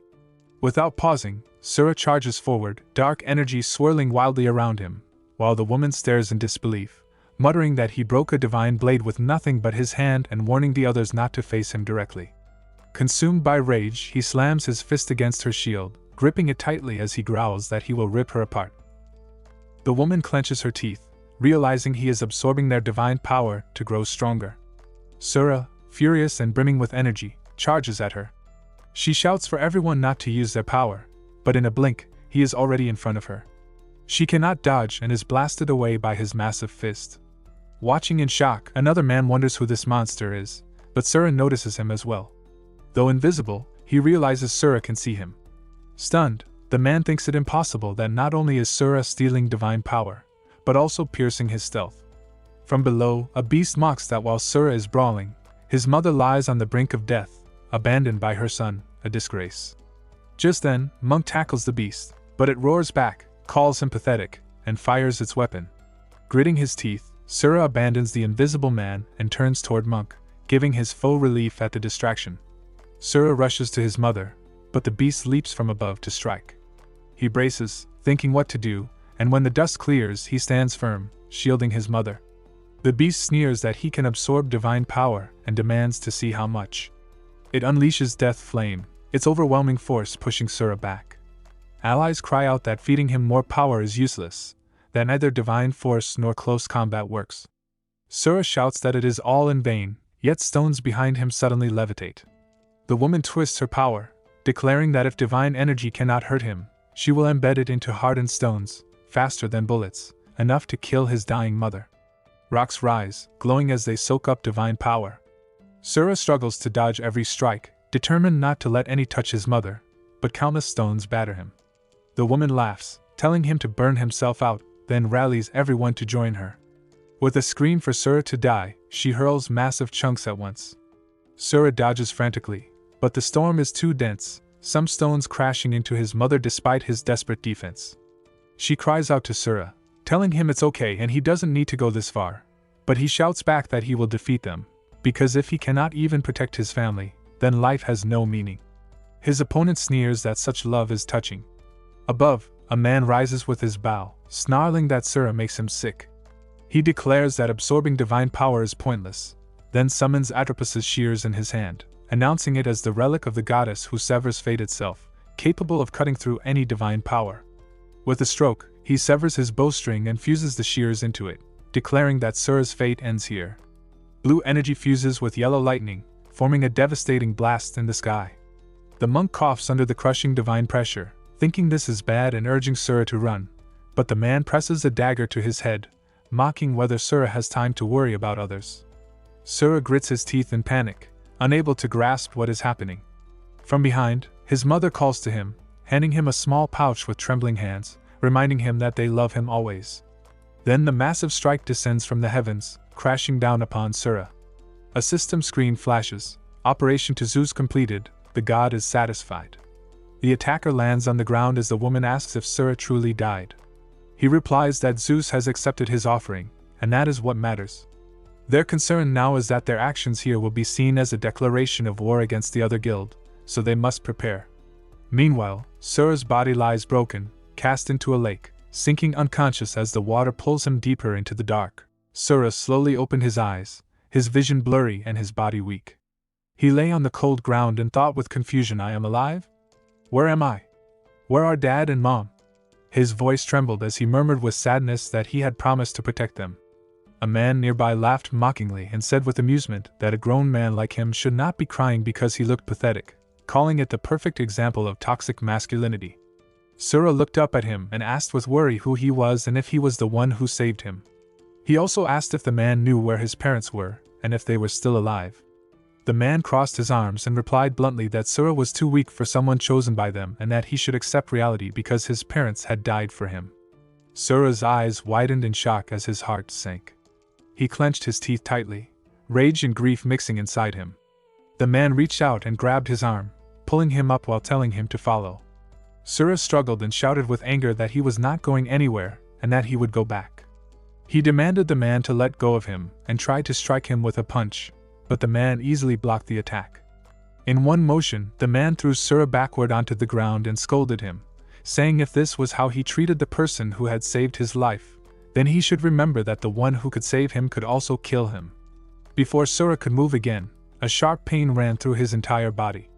The man looked down at him and told him with a cold tone that his body's link with divine power had been cut by Atropos shears, and without that protection, he was no different from an ordinary person. Then he called him a brat, and told him to remember that well. The man slammed his sword into the ground, the sound echoing sharply through the quiet air. He told Sura that the person he was about to meet could restore his body's link with divine power, and also teach him how to control it properly. Then he raised his hand and asked firmly if Sura would come with him or not. Sura looked at him for a moment, then reached out and held his hand. He stood up slowly and nodded in agreement. The man sheathed his sword and warned him not to think of him as a good guy. He told him that from this point onward, they were enemies, and Sura should keep his guard up. Suddenly, Monk Shizenji appeared from behind the rocks and walked toward them. His expression was tense as he told the man that he would not allow his late friend's child to go with him until he revealed the identity of the person he spoke about. Sura gave a small smile, but the monk turned to him with guilt in his eyes. He told Sura that he was sorry for failing to protect his parents, and explained that falling underground because of the god's power shockwave was the only reason he survived. He said with determination that as long as he was still breathing, he would fulfill the promise he made to Sura's parents. He warned the man that if he planned to use Sura's divine power for anything dark, he would not forgive him. The man smirked and mocked him by saying those were big words for a half-dead old man. The monk looked down and admitted that the man was right. He confessed that he was pathetic for clinging to life because he had feared death and had no excuses for it. Then he slowly removed his blindfold and said that if he did not keep his word to Sura's parents, he would never be able to face them in the afterlife. The man rested his hand on the hilt of his sword and told the monk to stop acting tough, saying the boy should decide for himself. Sura looked at Shizenji with determination and said that he wanted to defeat the enemy, but right now he had nothing. He clenched his teeth and said that if this chance could help him take revenge, he did not care if he was being used, he would still take it. The monk slowly closed his eyes and replied with calm understanding that if this was Sura's choice, he would not stop him. Then he handed him a sword and told him to take it because it was something his parents had left behind for him. Sura's eyes widened as soon as his hands touched the weapon. He thought with awe that this feeling was familiar, that it carried the power of his mother and father. The monk smiled faintly and told him that the weapon was passed down through generations of heroes and that it recorded the memories of those who wielded it. He explained that to access those memories, Sura would need divine power, and in his current condition, it would not work yet. He said that Yua had entrusted the weapon to him, believing that one day Sura would be able to use it, and asked him to keep it safe. The man let out a sigh and asked if they were done yet. Sura nodded quietly. As they started walking through the dark cave, Sura's thoughts grew heavy. He wondered why it felt like he kept being thrown from one twisted fate to another, escaping one trap only to face another. He thought that he had met his parents again only to lose them once more and asked himself where he was truly heading now. As they walked deeper into the cave, the monk looked around in disbelief and said he could not believe such a massive space was hidden beneath Shelter 6. The man turned his head sharply and asked with annoyance why the monk was still following them. The monk answered calmly that he was there to protect the son of the departed. The man glared at him and shouted that the beings they were about to face could easily kill someone like him if they wanted to. He asked if the monk could still claim he could protect Makujima Sura even if they were attacked. The monk stayed silent for a moment, refusing to agree. The man pressed further and asked how exactly he planned to protect the boy. The monk clenched his fist and replied that he would protect him with his life. He said that Yua always told him if he followed the plan, the best outcome would be guaranteed, but now they could both see how that had ended. He added with frustration that he was done believing in prophecies, and the only thing he trusted now was his own life. The man turned away and said that was fine, but when the time came to face the god, the monk should stay out of it. Sura followed silently behind them, his heart heavy with grief. He thought with sadness that if surviving meant this was the best outcome, then perhaps, for his mother, it really was. After a short silence, the monk spoke again and asked about the so-called god sealed inside the cave. He asked if that being truly held divine power or if it was just another fraud making noise to appear powerful. The man's tone turned serious as he replied that they would find out soon enough. He said that once the monk witnessed the god's presence with his own eyes, every trace of doubt would disappear. Sura looked at the man and asked with curiosity to tell him about the god he kept mentioning, wanting to know what kind of god they were supposed to meet. The man turned his head slightly and replied in a serious tone that it was not a name one should speak lightly. Soon, they arrived before a massive stone door carved with strange ancient symbols. The man raised his hand, his eyes reflecting the dim, orange glow of a flame, and declared with confidence that with this flame in hand, he would stand before the god. The door trembled and slowly began to open. He turned to the monk and told him that the god had not granted him permission to enter, so he would have to wait outside. The monk looked at Sura with concern and warned him to be cautious of the cave's god, explaining that the divine power within him was unstable. Sura gave a short nod in response. Then Sura followed the man through the doorway. The man walked ahead and told him that the god of deception and flames was waiting for him. Sura stepped inside and thought to himself that deception and flames did not matter to him. Whether this god wanted to recruit him or use him, he would make sure he was the one in control. He moved carefully down a set of stairs, the air growing hotter with each step, until his foot landed on a glowing magic circle.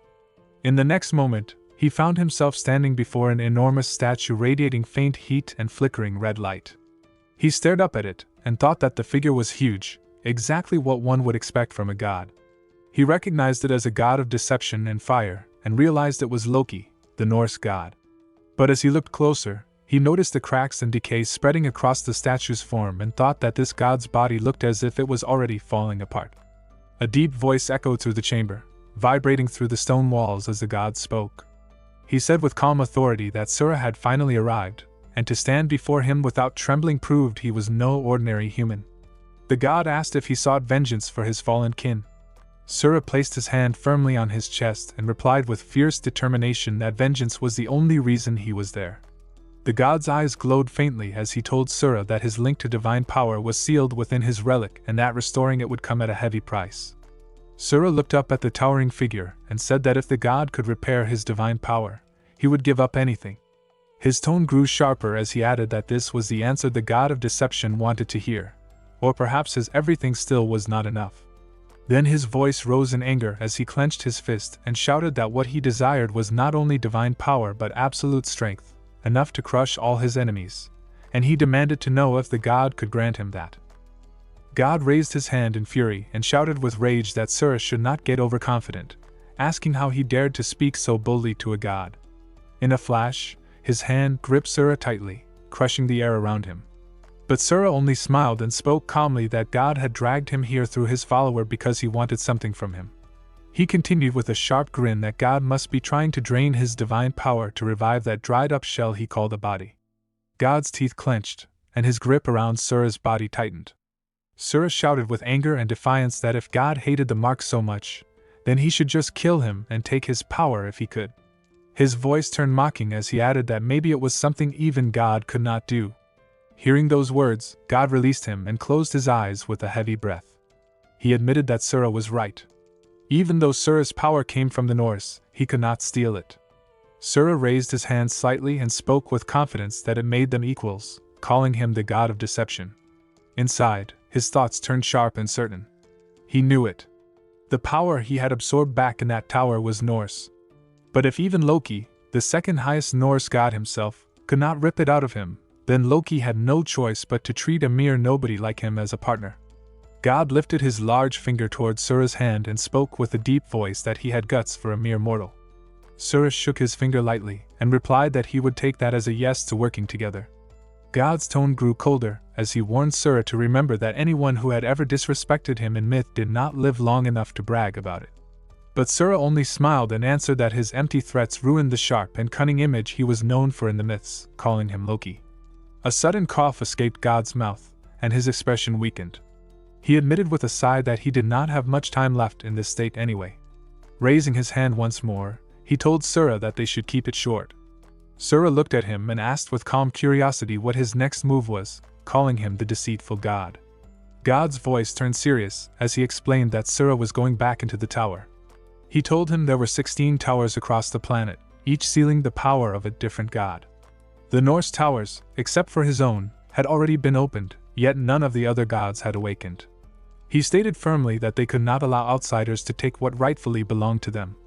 Sura raised his hand slightly and asked why the Norse gods had not awakened yet. God clenched his fist, and the tower around them shattered into countless pieces. His voice thundered with fury as he declared that they had been betrayed. He told Sura that he would explain it later, but for now, he needed to know one thing: the Greek gods were their common enemy. God's eyes burned as he asked if Sura desired overwhelming power to crush his foes. Without waiting for a response, he continued with fierce intent that he would grant that power and even let Sura choose how to take it. He spoke first of the flames of the giant Surtur, explaining that if Sura consumed those flames, they would burn away the impurities within him, refining his power into pure, primal divinity that he could fully control. But there was a cost. He warned that Sura would need to constantly feed the flames with his own power, and if he ever ran dry, those same flames would consume him until nothing remained but ash. Then God described another path: the seed of Yggdrasil, the world tree. If planted within his body, Sura's form would evolve into the perfect vessel for divine power, able to wield any divine energy freely. Yet the growth would be painfully slow, and the journey long. Finally, his tone darkened as he spoke of the third option: to fuse both paths. He explained that the world tree could grow faster if it fed on Surtur's flames, while the fire could burn the tree's branches instead of Sura's flesh, easing the burden on his body. But at the end of that path, he warned, doom awaited. Ragnarok itself would rise to crush him, and if he lost control even for an instant, he would be reduced to cinders instantly. God leaned closer and asked what Sura's choice was. Sura smiled with a defiant spark in his eyes and replied that God never truly intended to let him choose. He shouted with determination that he would take both.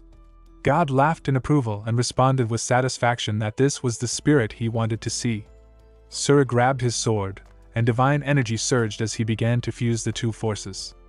God watched the scene and muttered that no one would have ever thought the last hope of the Norse gods would lie in the hands of a short-lived mortal. The scene shifted elsewhere. A man who looked similar to Sura was in the midst of slaying a monster. Suddenly, he shouted in shock that his divine power was being stolen and cried out that he could not let anyone reach the Norse tower. The man stared at Sura with disbelief and thought with alarm that the fool was really trying to fuse two opposing forces inside his body. In the next moment, Sura's surroundings shifted. He found himself in a strange world, floating between light and silence. His thoughts echoed in confusion as he wondered where he was, if this was his own conscious space, and if the world he was seeing was connected to the seed of the world tree that had just been planted within him. Before him rose a vast and ancient tree whose roots stretched endlessly, and on one of them sat a glowing green figure. Sura looked up and thought in awe that the being was enormous. He could feel its gaze fixed on him, and wondered who it was. The figure lifted a hand and pointed toward him, speaking with a calm yet powerful tone. He called Sura Young One and said that within his chaotic divine power, he could see his past. He described Sura's mind as scorched earth, burned by flames of rage. He introduced himself as Yggdrasil's messenger, and expressed that he did not wish to witness another tragedy where a child lost his parents. He offered to help turn that wasteland within Sura back into living, fertile land. Sura smiled faintly and replied that he appreciated the offer but assumed it came with a price. The glowing figure crossed his arms and stood, answering that it was a win-win, the word Sura was probably searching for. Then he told him to choose him as his overseer. Before Sura could respond, a sharp blade suddenly slashed across the figure's neck, and green light burst through the air. A furious voice shouted not to let the figure deceive him. From behind the glowing roots, a red-haired girl emerged, her body shining with crimson energy.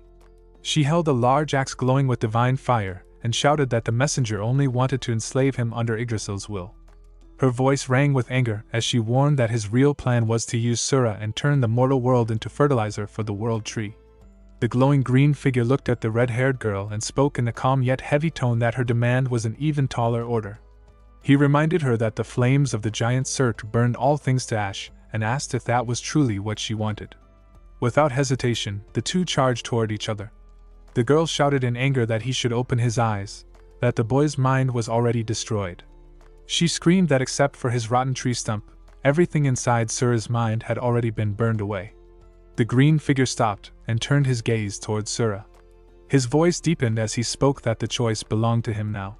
He opened a glowing book, its pages shifting like waves of light, and added that before making his decision, he should read something carefully. With a calm motion, he tore a page from the book and threw it towards Sura. Sura caught the page and stared at it with surprise. His thoughts echoed as he realized it was Esra's notebook. Words appeared across the page, explaining that for a mortal to become an Esra, there were 3 steps. First, he must choose an overseer who represented the will of the gods, making him an Esra candidate. Second, he must descend into the abyss and fight against other candidates. Third, he had to be the last one standing to become an Esra, the proxy of the tower's god. The text continued to explain that by doing so, he would gain the god's weapon and the authority to control the tower. The overseer would always watch their Esra, and if the Esra ever disrespected their god, the overseer could punish them or take back the divine power. The divine weapon granted the Esra the ability to wield their god's strength in battle. The red-haired girl's voice broke through his thoughts as she shouted with fury that he was a coward and that she should have burned him to cinders long ago. The green figure replied without emotion that such a thing was beyond her abilities. Sura stood between the 2 divine forces. His thoughts raced as he realized that the fire that brought Ragnarok was standing against the roots of creation itself. He could hardly believe that these 2 entities from Norse mythology were fighting over who would become his overseer. A faint smirk crossed his face as he thought that any normal human would have already passed out by now. The green figure's voice echoed through the chaotic space as he asked which of them Sura would choose. Sura's expression darkened, and his voice grew cold. He told them both that they must have it twisted, acting as if he should be grateful for the so-called gift they were offering him. His aura flared, and his body began to grow larger, divine energy bursting from within. With anger in his tone, he shouted that no matter which one he chose, he would still end up as their puppet. The green figure shouted in defiance that Sura was wrong and that they were the ones who would be his puppets. He claimed that their power already belonged to him and ordered Sura to stop pretending to be a god. But before his words could continue, Sura's power exploded. His massive hand reached out, grabbing both the green figure and the red-haired girl. In one swift motion, he crushed them both, his mouth twisting into something inhuman as he devoured their divine forms until nothing remained. Sura's eyes glowed like burning suns as he declared that from that moment onward, gods were nothing more than food for him.